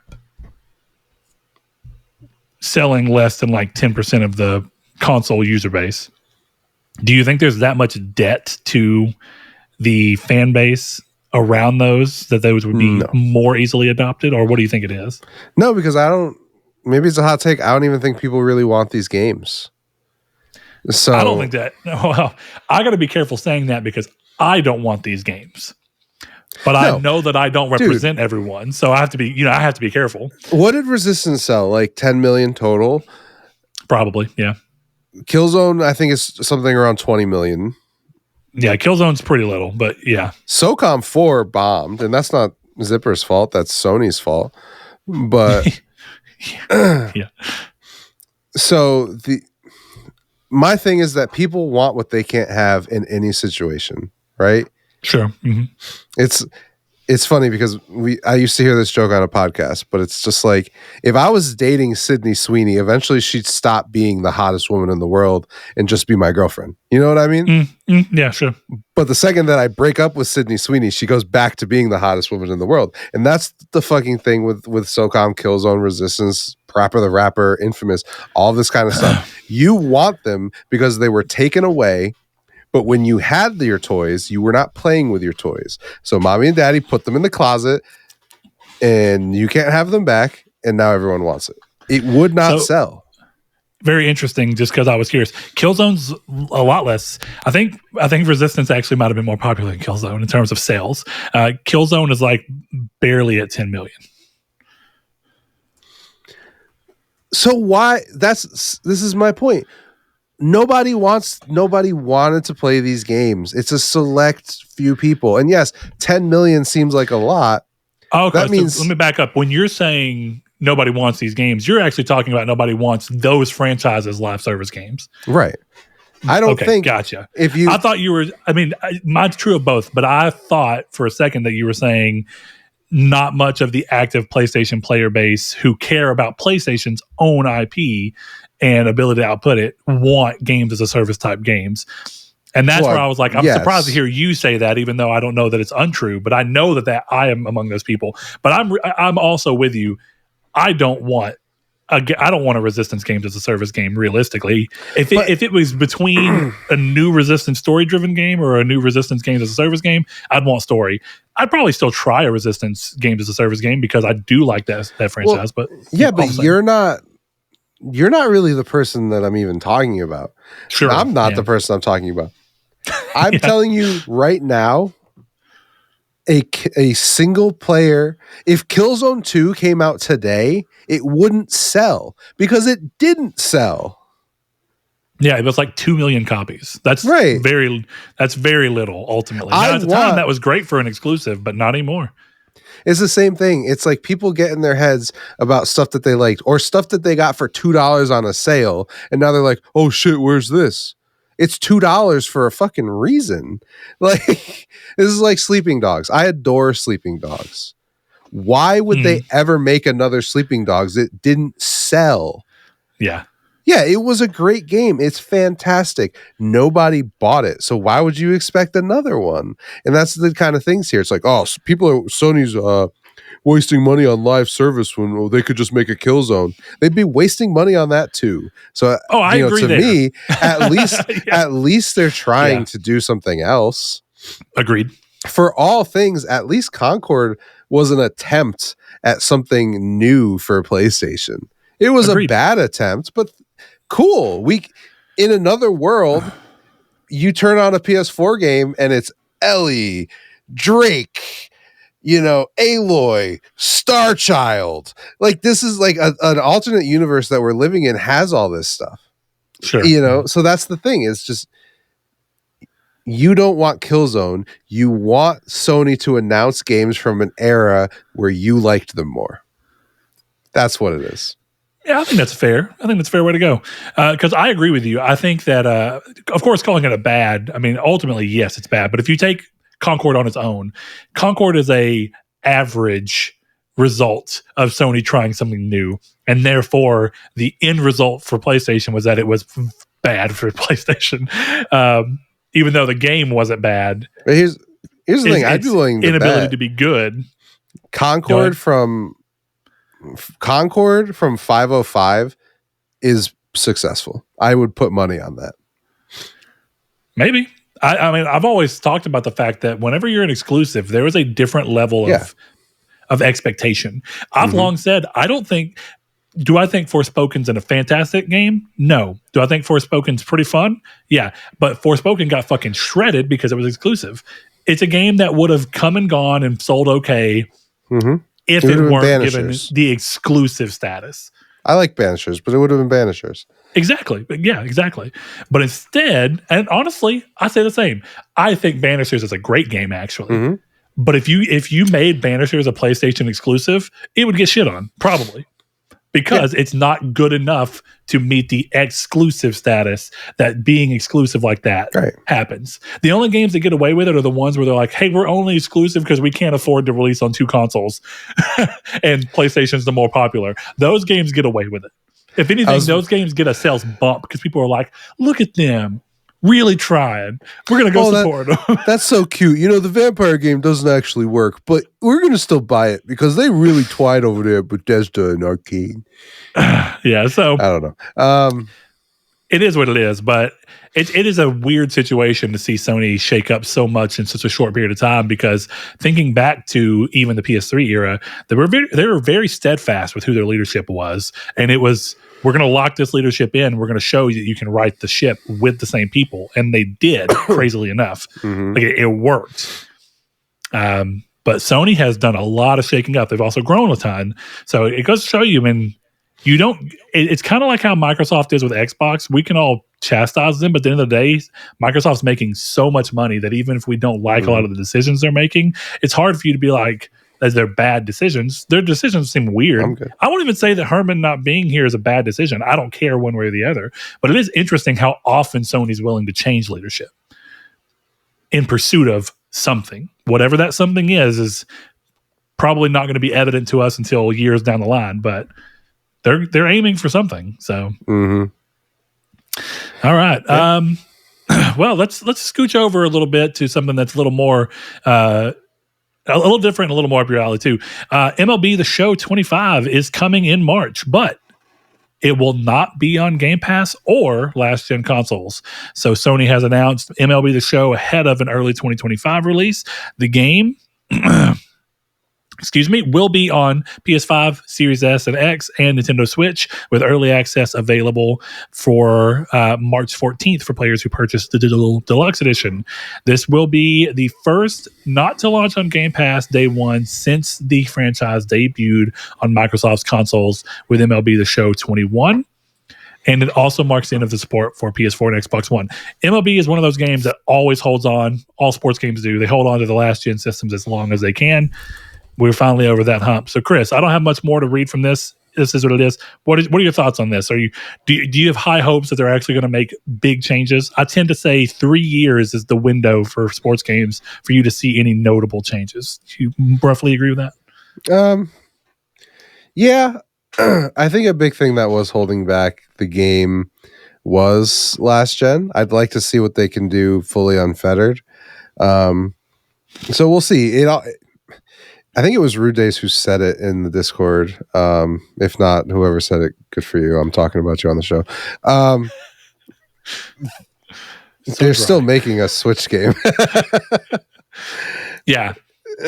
So my theory with that, and I think I responded to unnamed Discord user, was just that my guess is that if there's true big improvement on the PS5 and Xbox, the Switch version will be MLB 24 The Show with Ellie De La Cruz, Gunnar Henderson, and Paul Skeens on the cover.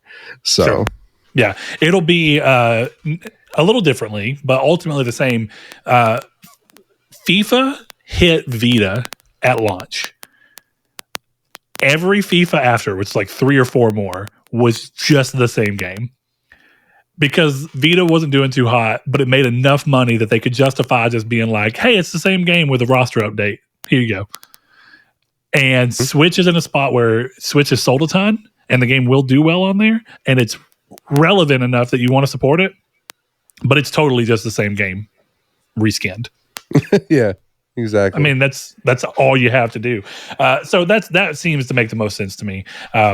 And I think what will end up happening ultimately is that we'll probably get MLB The Show 25 on the Switch 2 at launch as a launch game.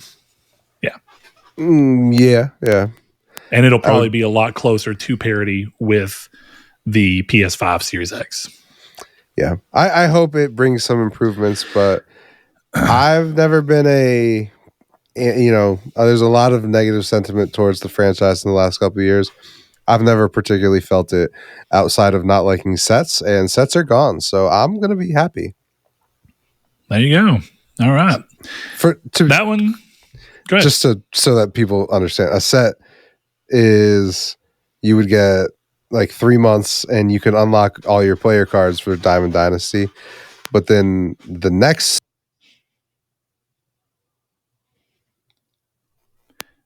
Uh-oh, Chris, I think we lost you.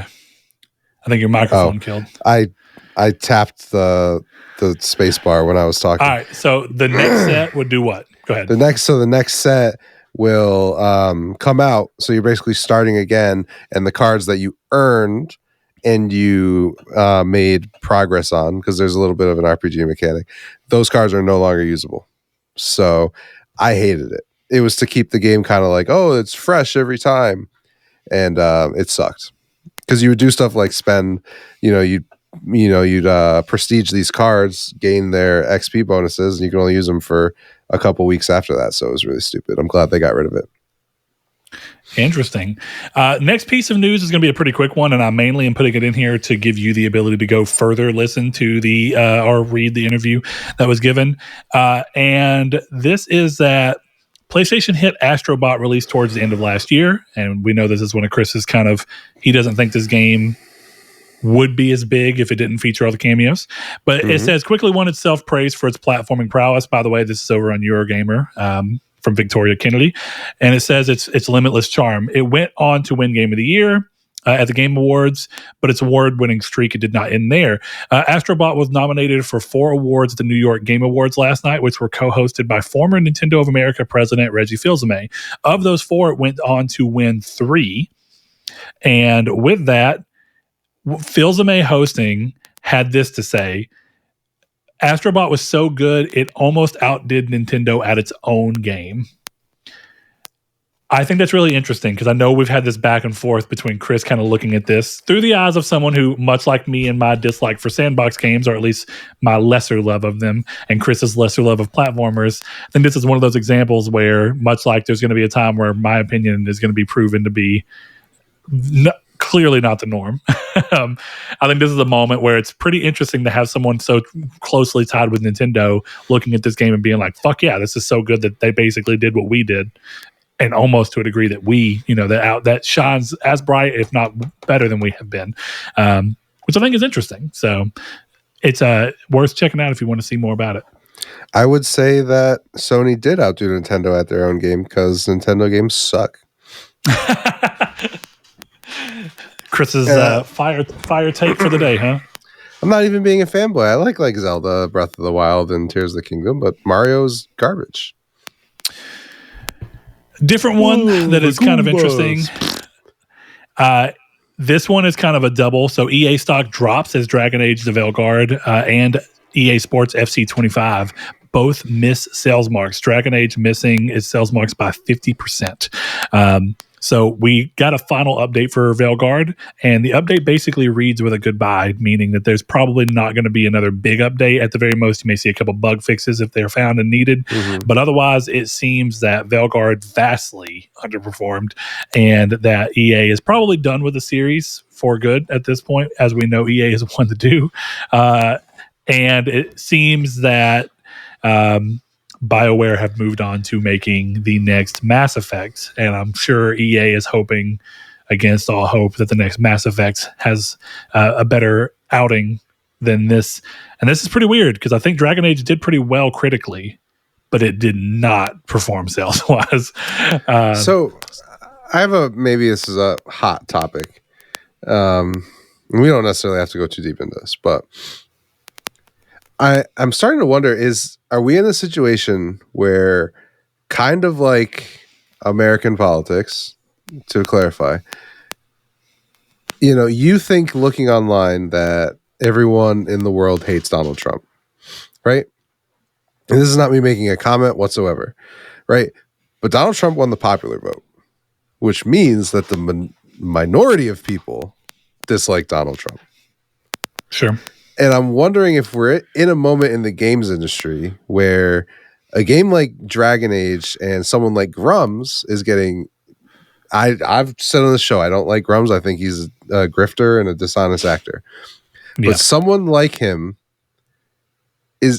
he's speaking to the majority of the people who are playing these games, and it's just something that people are going to have to come to realize. So you're saying basically people like Grums that have attracted too much of an audience, and his words are having enough of a sway over the audience that games like this are going to see some repercussions as a result? Maybe the politics analogy wasn't the greatest because I don't think that Grums has like outsized influence, Sure. I think he has a very specific niche, but what his niche is doing is blowing up games like this to the point where a lot of people are seeing... like one of my buddies, he sends me Grums tweets every once in a while, and he's not like super involved in like watching it. So like someone on average is and the whole thing he was asking me was like, is this character really like this in the game? I wouldn't want to play this. They're not involved in this, and I'm and it's a question to me of like, is the vocal people on Twitter would make you think that this is the type of game that is a bajillion seller. And then you look at the sales and 1 million copies, that's nothing. Yeah. So I wonder if these companies and a lot of people are in for a moment of, holy shit, this is what I think is great, but most people who are playing our games don't. And I think that's a harsh reality for a lot of people. And what I wonder is if people are going to make the adjustment or not. And what does that adjustment look like? Because I think if we move to a place where you don't get a game like Banishers because one of the characters is black, I think that's worse for the games industry. Dude, I'd be so bummed if Banishers just didn't happen because they were like, black character? We can't, not in this environment. That would suck. Now, to be fair, like you say, it's really difficult to tell what it is about these games that are making them not perform. Because actually a good example is Banishers did not sell well. Mm-hmm. And it's going towards that thing of why? Bad marketing? I think clearly it's not because of the game. I think it's that not enough people are trying it. But is that also because people don't want people? Okay. Is it because less and less people are wanting this type of game? And that's a real question that you have to contend with. Like, there is a market for single player games, of course, but there's enough competition going on in that space that a game like Banishers has to fight a little too much. And the rest of the gaming potential audience might actually be shifting so much towards games as a service that they don't have the,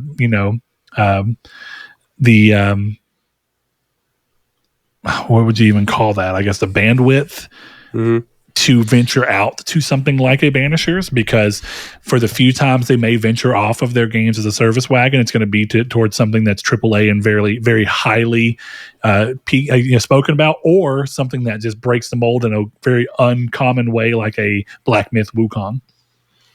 I don't know.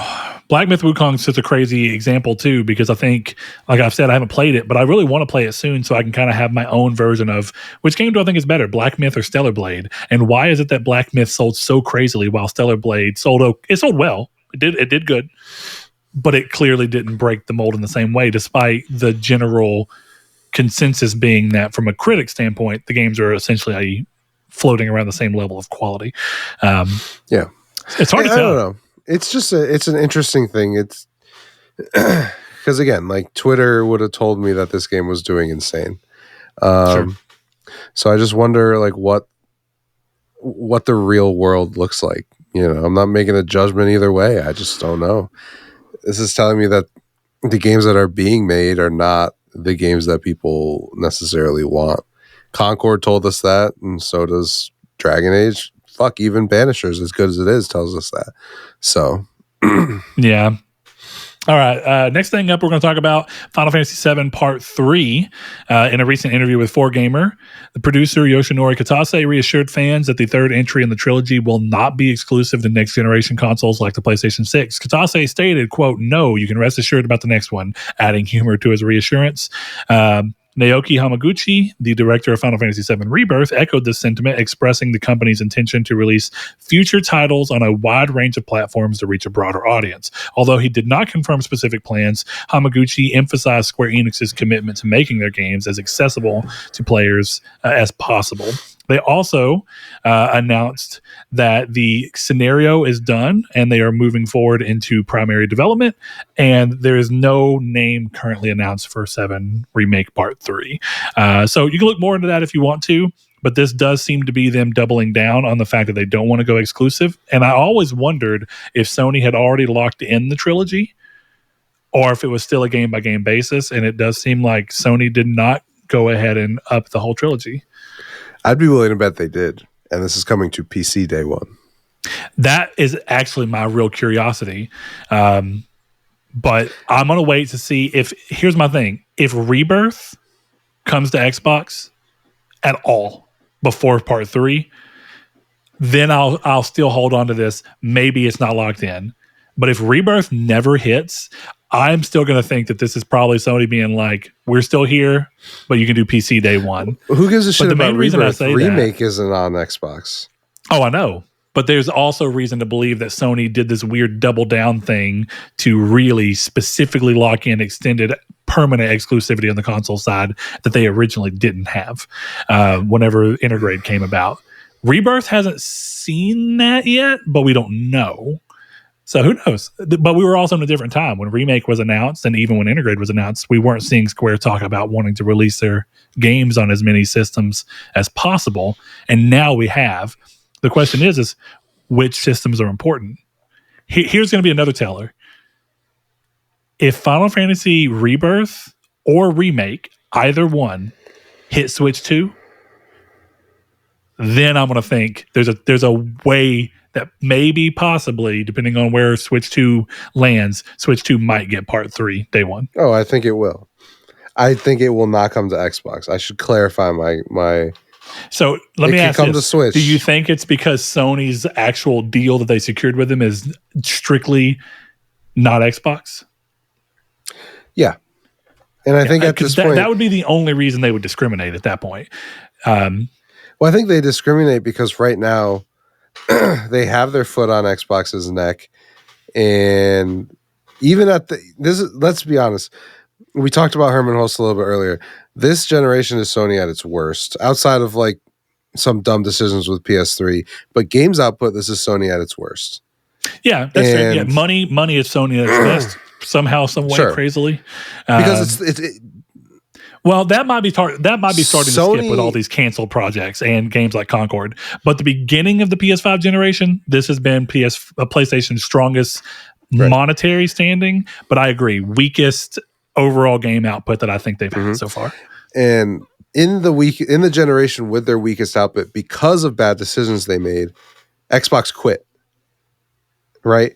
So I don't know. I think the reason that you say, sure, you want to do a triple pack on Switch with Remake, Rebirth, Integrate, and 3, perfect. Sell it. But you're not putting it on Xbox because they can't let Xbox have any room to come back.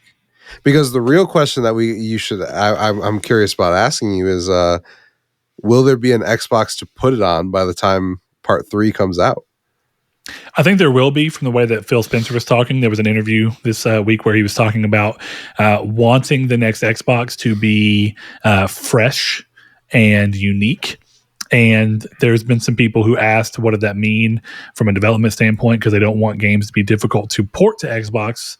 And Phil apparently had something. This is looser information, so I don't know if it was Phil or someone else within Microsoft or what, but apparently a remark was they're not going something way out of the box like PlayStation 3's cell processor, because they do have, because of their games moving to wanting to release on as many things as possible, they still have to have some kind of tech that easily talks between all the types of systems, but that they want to do something more interesting. I'm very curious to see if they're going to do something ARM-based. Now, of course, we don't know much about CPU stuff. It doesn't really matter. But ARM and x86 are two different things, but there's no reason that they can't crosstalk. It's just you have to do a layer of compatibility, like a layer of conversion of the code and stuff if you want it to run natively. So I don't know. It's interesting. Vita ran on ARM, and Switch is an ARM-based processor, if I'm not mistaken, with the Tegra.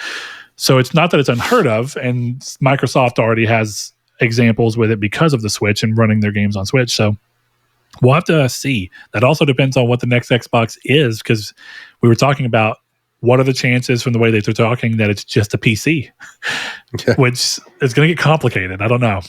And then you have the handheld of it all. True. So all that to say, an interesting time, man. Interesting that Square's already commenting on that this early.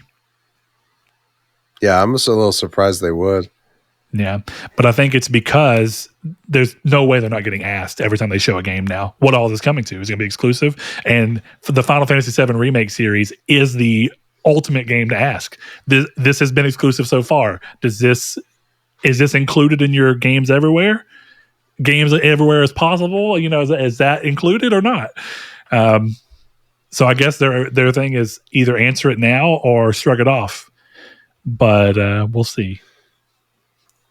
If it does mix Xbox, it's going to be really interesting. That's all I'll say.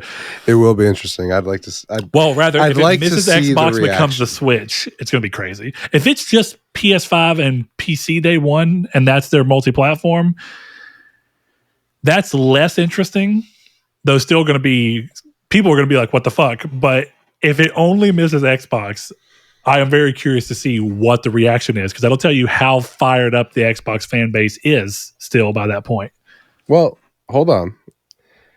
It will not miss Xbox because this is an Everything's Xbox. an Xbox. That's a good point. That is an Xbox. So good point.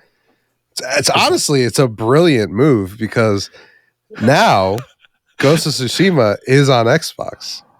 That's a good It's brilliant. Incredible stuff. Good point.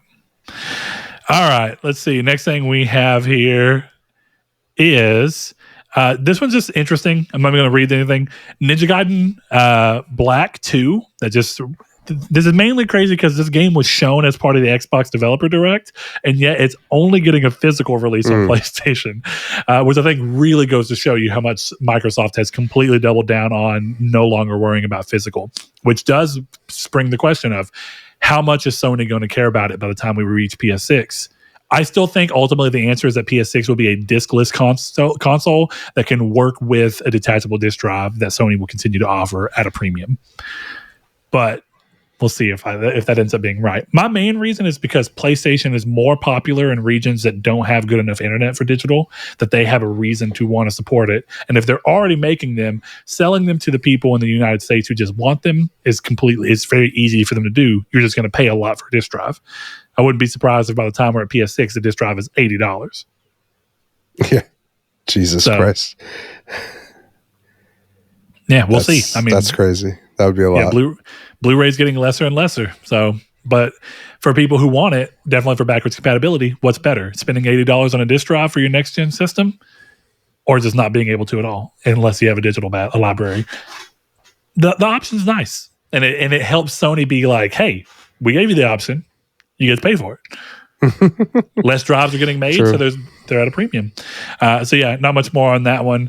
From there, we're going to move on to the rest of the list that you had, Chris. We have Starfield, borderline confirmed for PS5, as Phil Spencer says Xbox exclusives are essentially dead. So Phil Spencer suggests Starfield could come to other consoles. Exec reiterates that Xbox console exclusives don't work for us. This is by Jordan Miller over on VGC, Video Games Chronicle. When asked by Destin Legary whether or not he could confirm that Starfield will remain exclusive, Spencer replied, quote, "No, there's no specific game. There's no reason for me to put a ring fence around any game and say this game will not go to a place where it will find players and have business success for us," end quote. Quote, "What we find is we're able to drive a better business that allows us to invest in a great game lineup like you saw. That's our strategy. Our strategy is to allow our games to be available. Game Pass is an important component of playing the games on our platform," end quote. You can check out a video that has some of this on there over on Destin's Twitter at Destin Legary. So go check that out if you want to have more. But basically where we are right now is continuing this narrative we've kind of been building on the show. There is no reason to think any game from Xbox is not open and up for grabs. And he seems to be week after week confirming that more and more and more and more. So it's Trover. Should I just say the whole slate one more time and then just get it out of your system? That's the whole slate. I've been right this whole time. For fucking 3 years, you fought me. Everybody fought me. No, I'm just kidding. This was very obvious, but I did have some, Green Crusaders coming at me. I think there was always, even people who mostly agreed with you, myself included, I did always think that there's going to be something that they're going to be like, this is the one we can't let go. And once they kind of, it's been a few months now, but once they kind of said there's, for the first time, that there's no game we see as holding off bars on, I was like, oh Lord, they're willing to let anything go. It's just a matter of the business making the sense. Mm-hmm. So here's the thing. Will an old Halo come to PlayStation? That one's a little more, is the business there? And I think the business is there, so it seems likely. But the bigger question is there any reason to believe that the next Halo entry would not be coming to PS5 or PS6 day one? Clearly, that's what, if not day one, a very short exclusivity window, which I do actually think is the best way to do this. From everything I see, let the game hit on Xbox and PC day one, fine. Let it have its tail. Once the tail is starting to come to a close at the end of that 3-month period, then release on PlayStation. You get a brand new spike and a brand new tail. That makes a ton of sense to me. That doesn't mean they'll do it. I think most of the games probably will end up being day and date in the long run. But for certain franchises that have a big history on as being Xbox exclusive from day one, I could see that being a middle ground. Hey, Halo has got 3 months exclusive on Xbox, then you can play it on PlayStation. That's like best of both worlds. But if you have a game that flops, that second win doesn't work very well. It works better if everyone gets to buy it while the game is popping. Well, can you imagine how much more money they could have made off of Redfall, even though it didn't do very well, if it day and date dropped on PlayStation? At least more. Because that's the question I was going to ask. Is like, it's almost like, what's the point of keeping it exclusive if you're having so much issues with games that are already exclusive? Like, what are you gaining by appeasing the people there for 3 months instead of just putting Halo Infinitatum on PS5, Switch, PC, and Xbox day one? Like, that just seems like the decision that makes you the most money. And this is clearly all motivated by money, so I don't see why they would do an exclusive deal. I agree. To somewhat answer your question and kind of clarify where I'm coming from, I think that will primarily be a holdover for this generation because they promised people in the early Xbox generation, and I think they want to be able to hold on to that as much as they can by saying, hey, you're getting a period of exclusivity. We did believe in exclusives. Here they still are. But I think by the time that we're talking next-gen Xbox, which I think Xbox might be trying to beat PlayStation to the punch on, I'm very curious. I think they want to do the 360 move again where they're the next console out. Instead of being kind of similarly timed. But with all that in mind, I think that once we're talking next gen Xbox, I think Xbox lets that go, and they don't have any kind of wording that mentions exclusives. That conversation stays with the Series S and X, and Xbox no longer, even though they're doing consoles, they're no longer talking exclusives. They're just a platform for you to play on, just like your phone is an Xbox, just like your PlayStation might be an Xbox. Like, that's probably what they're viewing it as. It's not about. I noticed that right now, and that's probably why I say that right now. Do you notice that they haven't put that a PlayStation is an Xbox? They chose not to have that in the commercial. Well, but I would not be surprised if this marketing campaign holds on for a while. If it holds on for a few years, I would not be surprised to see one where PlayStation 6 is an Xbox and it's part of the branding. But by that point, they might not need to, because everyone will kind of just know you can play those games anyway. And then they essentially become the Activision that they bought. They just become a bigger Activision, which is not a bad thing. I don't think that's a bad thing at all. But it's interesting. They have so much power, man. Biggest publisher in the industry. Yeah, it's crazy because at that point, if you really wanted to be a dick, you could probably strong arm your system into becoming the biggest system. But it would take a lot of loss up front. Yeah, Call of Duty exclusive to Xbox, and you'd be creating power vacuums. Is the other thing. If you said Call of Duty is exclusive to Xbox, whatever game can come up with something that can fill that role and be multi-platform is going to try and sneak in and become the next Call of Duty. Whether or not they're successful doesn't matter. Someone's going to try. Why give your opponent or why give anyone else the chance to do that if you can just go, no, Call of Duty's on fucking everything. Well, it's crazy everything. That's probably the alternate universe I was joking about earlier, where, Microsoft takes Call of Duty exclusives, so Sony delays Concord for another year to really nail it, and then they fill that market. Oh, you want Concord to take place of Call of Duty? Here you go. It's close. It's possible, man. I don't fucking know. I mean, you never know in those scenarios. But we can save the guessing for another day. Let's move on to the next thing. As we were talking about with PlayStation Productions continuing to build up, PlayStation Productions' next movie project is a Resident Evil live-action reboot. The Capcom horror series is reportedly being rebooted again in Hollywood. As you may remember, there was a 2020 or 21 movie, Welcome to Raccoon City, that did not do too well. Anyway, this is over again on VGC, and it is a rebooted Resident Evil movie is reportedly in the works, with major studios said to be currently bidding for a new film produced by PlayStation Productions. According to The Hollywood Reporter, the next movie, based on Capcom's weird wording, video game series, will be directed by Zach Kreger, as you may know from helming the 2022 horror film Barbarian, which is fantastic. Or you may know him from The Whitest Kid You Know, which is where I've known my boy Zach since I was a young lad. Love to hear it.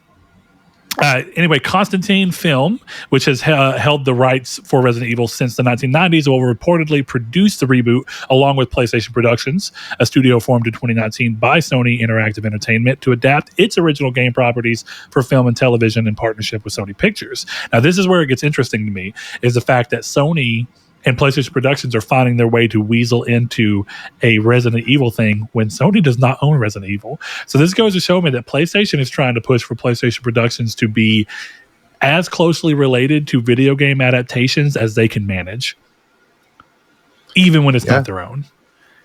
Mm-hmm. And what does that say about their relationship with Capcom and all, which I guess it doesn't have to be Capcom because Capcom doesn't have any say in it at this particular thing, but because this is just Constantine, but how did Sony weasel this in? Clearly, people are impressed by PlayStation Productions so far.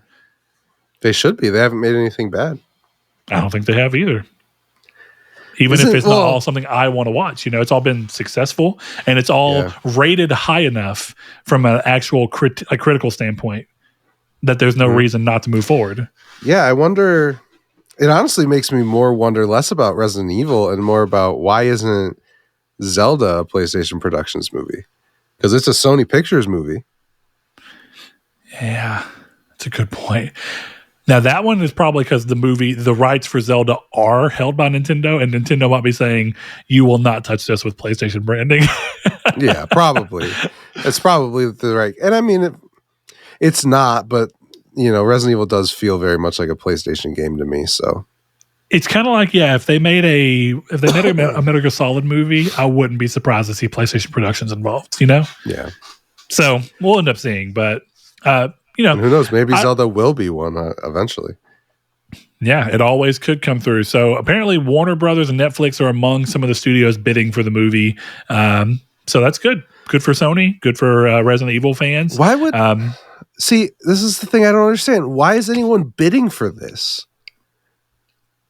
Why is Sony not distributing a PlayStation Productions movie? Like Netflix, Sony I get, might be among the ones bidding it, but you know, why are they bidding for a movie that's coming from their own production house? What sense does that make? I understand. Because ultimately, they'd rather get what business they can. So even if they can't, because it's going to go to bid anyway, realistically, right? Constantine's going to go, whoever will give us the most money for this is who we're going to give it to. But PlayStation's at least going, hey, we're going to log in the production part so we can make money off the production side, and we can bolster the PlayStation Productions quality seal to where if this movie is good and does well, people see PlayStation Productions and they think, I want to see that. Right. But why isn't Sony just going ahead and going whatever amount of money? Let's let us do it. If you sign your movie with PlayStation Productions, this is kind of like weird tangent, but I was just reading about this yesterday. Reese Witherspoon has a book club, right? Okay, and she brings authors onto this book club. And one of the things that she does is she brings authors, gives them this huge platform. And her thing is, okay, you're on my platform. We're selling books. I have first right of refusal if I want this movie. How the fuck is that not the policy at PlayStation? These are the guys who didn't get Inside exclusive to their console because they wanted the IP, and you're telling me that they're producing a movie and didn't have first right of refusal? That doesn't make any sense. Well, I think it's the difference between the different industries that are going on here, but I don't know. That's a great question. I don't pretend to know the answer. Well, I'm very curious. That's why I was trying to give an example in the industry because I think here's the real thing. You're saying that Sony with PlayStation Productions could say, look, Constantine, you own the rights, but if you want to make this movie and you want us to be involved, we want first right of refusal. But I don't know if PlayStation Productions is big enough yet to be able to leverage, but maybe I also don't understand the industry enough to know if that's an option on their side. Well, maybe PlayStation, the value of being related to it and knowing that you can help on the production side and make sure it's good, and then therefore gain some recognition for your branding of PlayStation Productions is more valuable than the movie. Or maybe it's a way to make money but mitigate risk, where they don't know for sure if this is going to be good. So do it PlayStation Productions, they're making money, getting paid, and then Sony, coming off of a number of movies they've invested in that have not done well, don't have to invest big into a movie that might still not do well. You know, it might simply be risk reduction. Maybe. I don't know. That just seems weird to me. But also, if it was going through Sony, it would end up being Columbia. And people don't think of Columbia and PlayStation in the same breath, to be dead honest with you. Yeah. So what's the value for Sony being like, we want to do it, outside of thinking it's going to do well and they'll make a lot of money? There's no branding value that I can see. There's more branding value that just have PlayStation producing it for people to go, oh, PlayStation. Yeah. I'm trying to think of who. Yes, I mean, Sony distributes the rest of their stuff, so whatever. Yeah. It's unimportant. This isn't midweek matinee, so just go to the What's funny is, who distributed the original Resident Evil movies? Was it not Sony? I think that was New Line. It might have been, actually, now that you're saying it. I don't remember. Anyway, next piece of news, while you can look that up if you want to, is Doom the Dark Ages release date is confirmed. It was Sony. That's what I was wondering. Yeah. So this makes less sense. They already have it. See, because the thing that fucks me up is WB. Yeah, Warner Brothers being Netflix is whatever. They're just trying to find a place to put it. What is WB doing? Do they have a streaming service? Are they going to put it in Suicide Squad, Kill the Justice League? Well, WB has Max. Okay, then fine. And this was a null and void point because they're probably just bidding on it for Max. But I was just like, why is WB trying to produce a fucking PlayStation Productions movie? Doesn't make any sense. Yeah, I'm always curious, is this, like, Netflix makes sense because of their business, but when WB actually does film releases and has Max, the question is, do they want it so they can day one Max it, or do they want it so that they can enjoy it in the theaters and then on Max? Well, that's the point I was making when I realized that is, like, Netflix is probably bidding for the streaming rights, not the distribution rights. So Warner Brothers is also probably bidding on the rights to the. Well, no, Netflix does distribution rights as well. I understand that. It's just not in the theater capacity, but yeah. But I that's why I was so confused, because I highly doubt Sony Pictures is going to do something under their family and let someone else give it out. So it makes sense if Warner Brothers and Netflix are bidding for the streaming rights from Sony. That makes more sense to me. Again, we're not Roger Ebert or whatever his name is. Let's move on. Anyway, Doom the Dark Ages is coming in May 15th, and will be releasing as a day and date exclusive, as we have seen from a lot of the Xbox stuff. So this one's a little different because it's Xbox and Bethesda, but we've seen other Bethesda games. Arcane and their game. Of course, we're not going to talk much about Redfall, but we didn't see Redfall. We didn't see Starfield come day and date or even down the line. And then the only other game that we know from Bethesda coming from the Microsoft side is Indiana Jones, which is seems to be enjoying a timed exclusivity window, though we do not know why. We don't know if it's just strictly because the game wasn't going to be ready to be on PS5 and still hold its original release date. It's probably that one. Seeming more and more likely every day, but let's not forget, Hip Hop Gamer back in 2021 told everyone that Starfield was coming to PlayStation, and no one believed him. And he's hip hop. That I don't know how much you know him.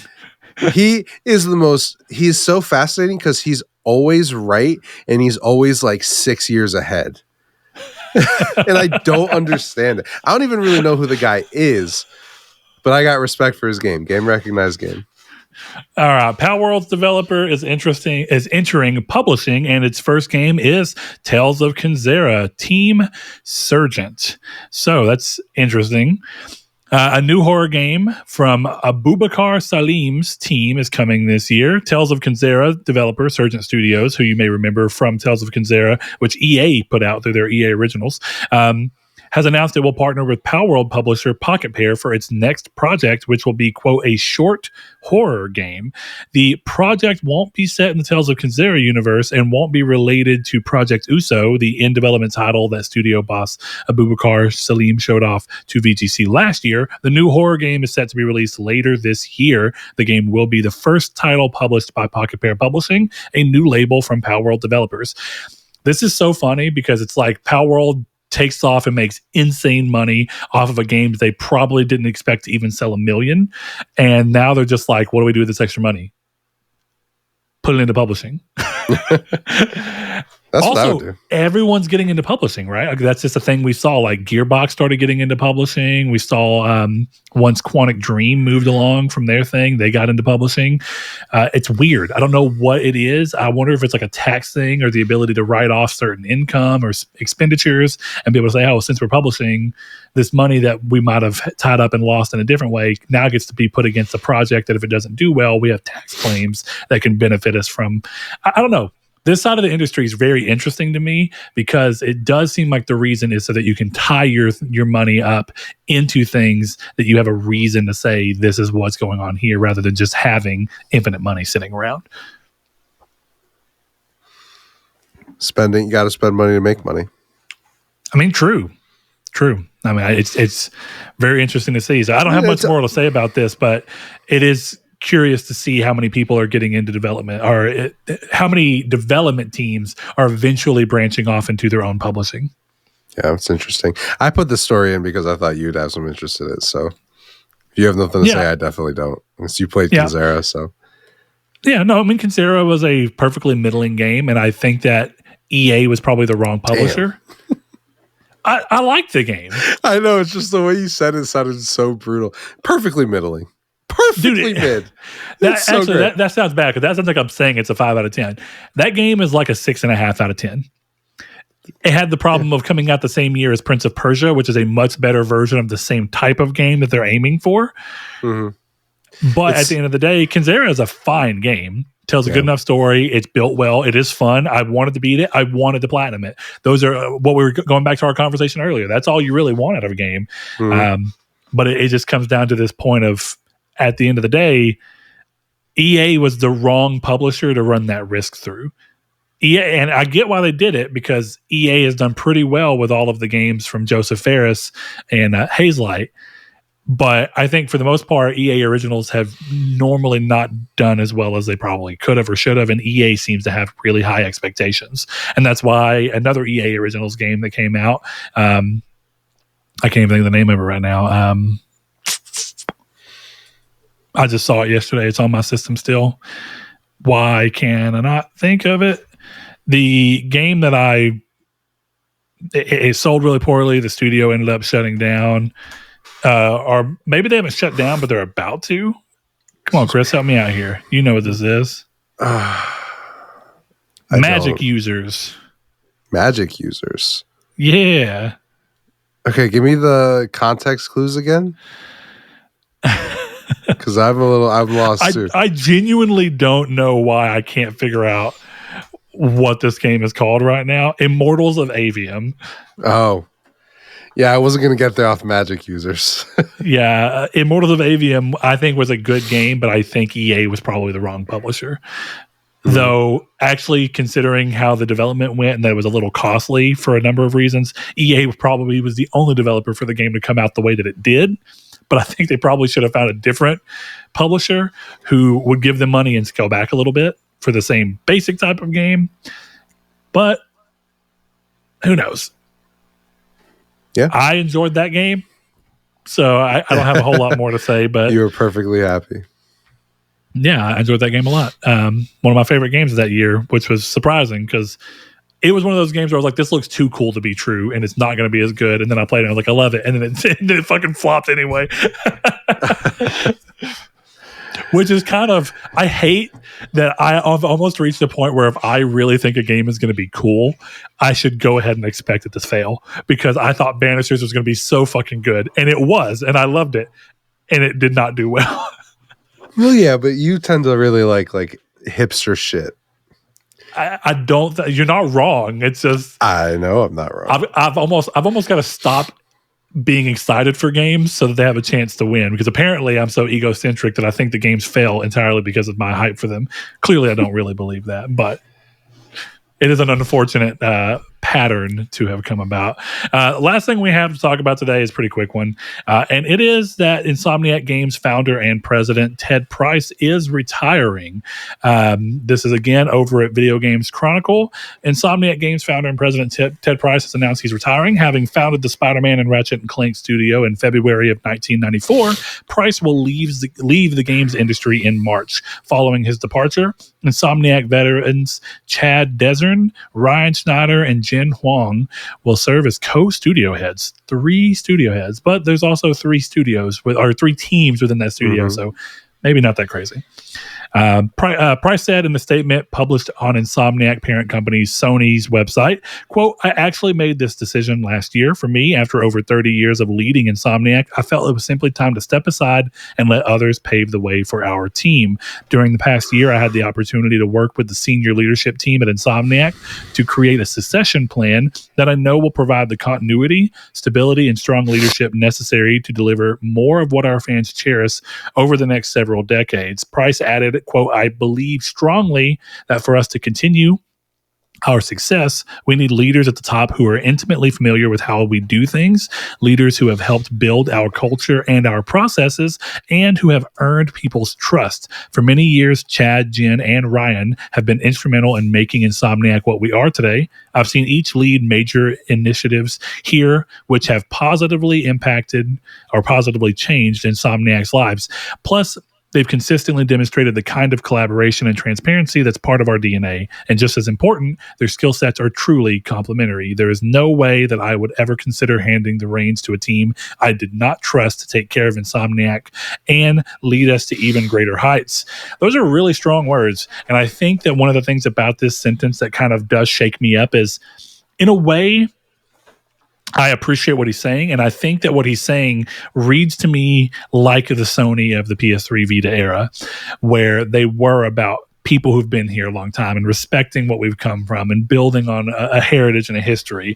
And I think that what's weird is that he's saying this as a subsidiary of Sony, and ironically, Sony, which I do think used to do this and care about this, have, as we talked about earlier in the show, gotten to a point where they change people out so often, and they just keep going to different people, and what they used to do was, like, it seemed like they would always push people in who had a history with one section into a role, and it made sense.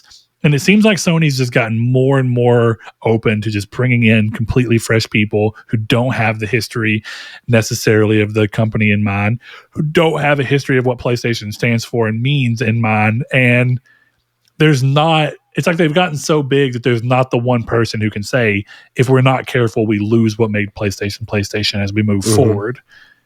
And that part is kind of unfortunate, because I do think that this generation, as well as Sony's been doing in a lot of areas, I feel like Sony is running a risk of this generation not being remembered for having the type of games that I remember from the PS3 era and the PS4 era. And those are just 2 eras, but I think those are really strong time periods for Sony, where they did a lot of IP founding and they had a really good quality seal for their games. And I don't think that same quality seal necessarily exists now. I don't think that their games have been bad. I think there's a lot of games that will be highly remembered moving forward. I think Returnal, weirdly enough, as much as I did not like that game, I think Returnal is going to be this generation's Bloodborne for a lot of people. But I think Sony has a lot less of that now than they did.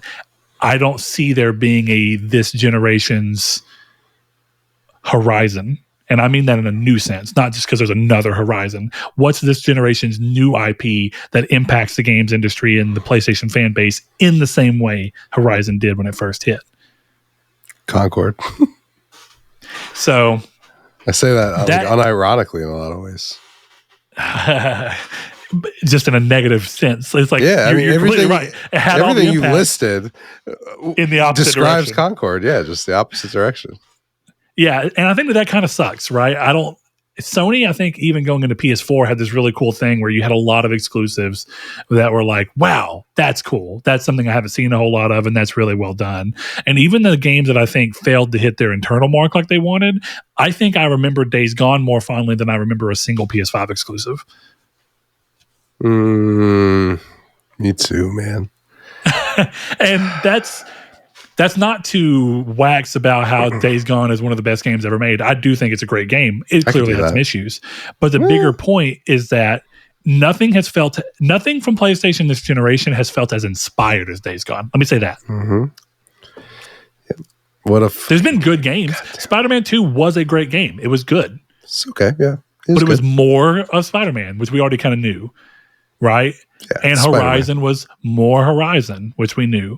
Mm-hmm. And God of War was more God of War 2018, which we knew. And thankfully, all of those games are still relatively short IPs from a gaming standpoint in their respective series. So it's not crazy that we're seeing a second or third game being more of the same. I get that.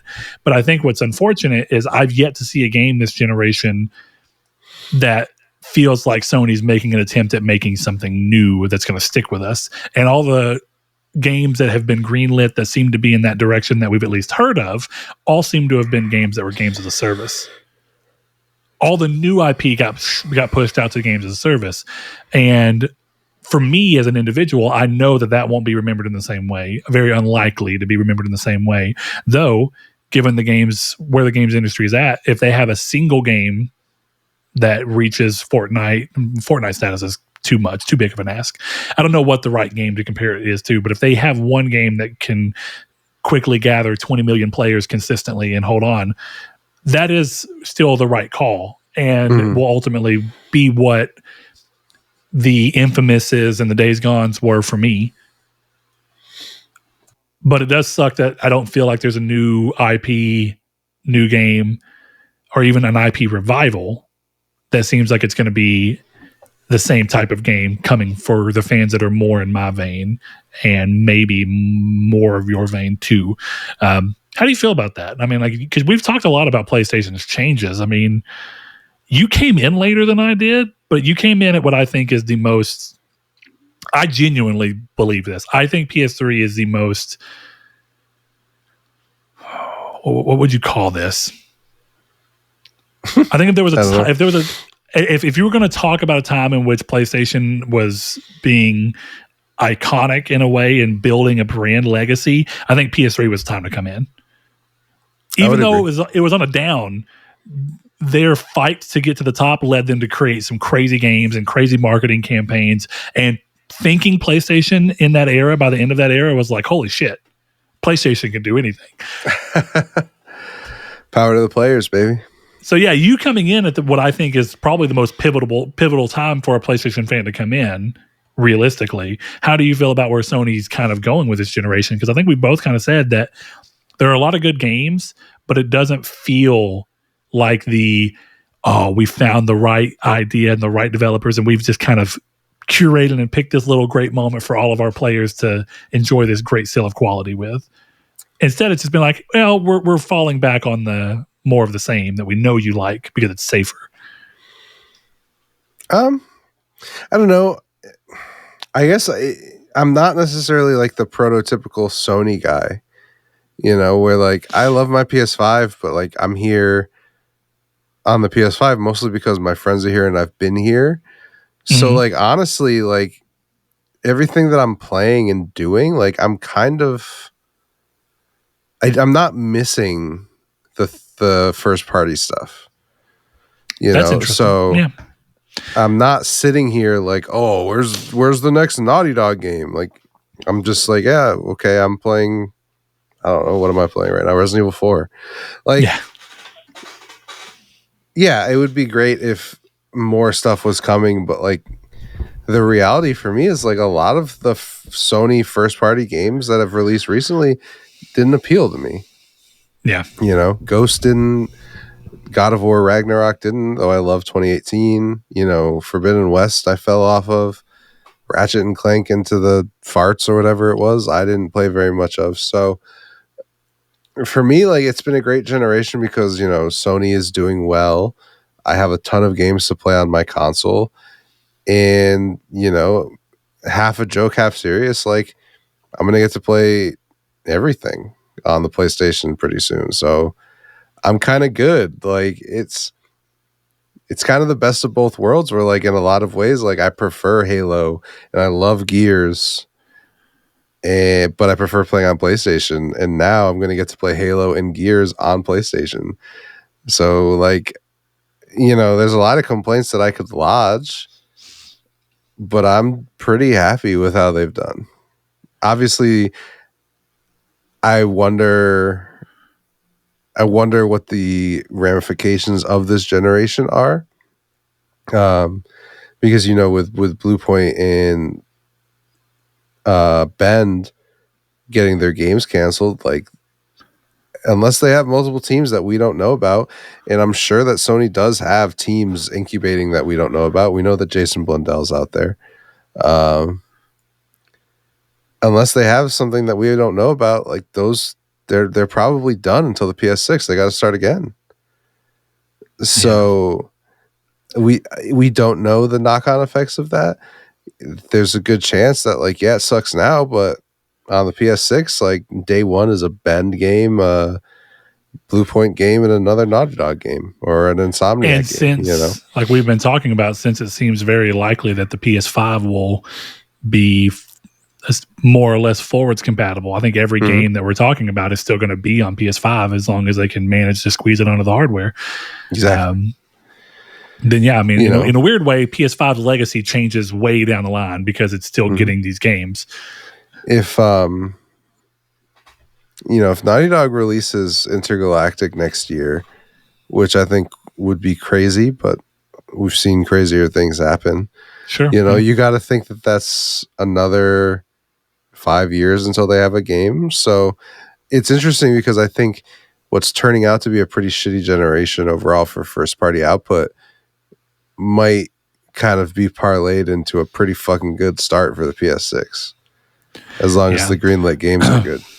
I know you're speaking a little hyperbolic. I know that it's not really a shitty generation for first party, but like you said, I think for you it's even stronger in the, I don't think you'd call them bad games, but they definitely didn't speak to you. So it's been bad for you more often than it's been great for you.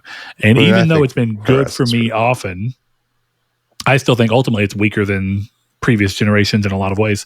I'm trying to figure out how much that is for me, but it sounds like, and I think I kind of agree, it sounds like what you're saying is that this generation so far, PlayStation has done a better job of being a platform than they have of building a legacy like they used to do.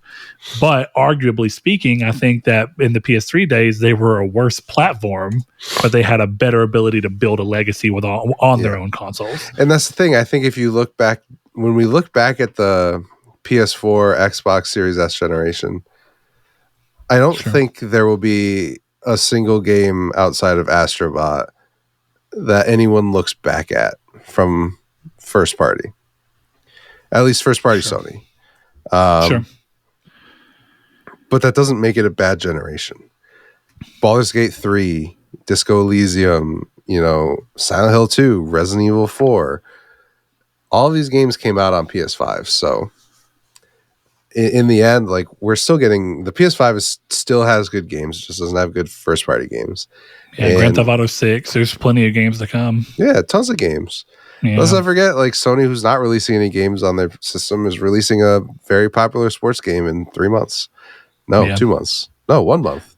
Elden Ring was a PS5 game day one. I mean, if you really think about it, you're right. There's a lot of games that are going to be iconic that are remembered in the same breath as PlayStation 5, even though they're not necessarily only PS5 games that were bred from Sony. And that is important to note that both are good. It's good that games are iconic and came during this era, but it does kind of suck that, unlike the PS3 era, there's not both iconic games and then Sony's iconic output within the same breadth, or at least building the same sense of legacy. So it does suck. But ultimately, PS5 being a better platform, as much as I love Sony's output during those era, at the end of the day, because gaming is becoming a little more focused on everything, hitting as many things as possible, I guess it does make more sense, not even from a business perspective. Ultimately, I should be pretty happy that the PlayStation 5 is a better platform, because I'm still going to benefit more from it than I might have if PlayStation were still scrapping along like they were in the PS3 days, but putting out fucking banger first party games. Because at the end of the day, a lot of games I played on PS3 were worse than I could have played on the 360. But at least I had banger exclusives. Mm-hmm. So, you know, maybe the trade-off of not, you know, the exclusives are still good. They're still noteworthy and everything. They're just not as legacy setting. But the rest of the games play, for the most part, best on PlayStation 5 from a console perspective. That's a good spot to be in. All at the same time, you know, it's a little more sad for people who've been with PlayStation for, you know, 30 years. Yeah, but what are you sad about? I think it's like I said here. I think what it comes down to is it's sad because it feels like for someone like me who's been with them since PS1, it does feel like they've lost a bit of their way. That doesn't have to be the end. It's like mourning. You know when they say like when you're in a relationship or something like that, and you're mourning the relationship that was, and it's not that the relationship's gone. You can mourn a version of the relationship that you still have that's not with you, that part of the relationship is not there anymore. I still have a relationship with Sony, but that that version of our relationship just doesn't exist anymore, it seems, and that's okay. It's just I'm mourning it. You know, I'm grieving the thing I don't have anymore. Is what it feels like. Fair enough. You'll get it eventually. All right, man. Well, I don't have anything else. So unless you want to round out with something, I think we're good to go. As always, if you want to support the show with more than just your time, head over to patreon.com/Nartech and give as little as $1 per month. As a way that we do on all times, we shout out as many of our patrons as we can. And since we are at a reasonable number, we shout out every one of you every time that we do this show as a way to thank you for the extra support. So without further ado, we would like to thank, once again, Low Rate Nate, Duh Overlord, Spencer, Brandon Edwards, Alex, Barry Rogers, Stingray X, Matt Tubbs, Easton328, Bailey Robertson, Mark Schutz, Rude Days 93, Kevin Bacon Bits, Danny Villalobos, Jehudi MD, No Fate, Josh Ayers, Derek Porter, Matthew Green, and Sean Santarude. Thanks to each and every one of you. We'll see you next time. Bye.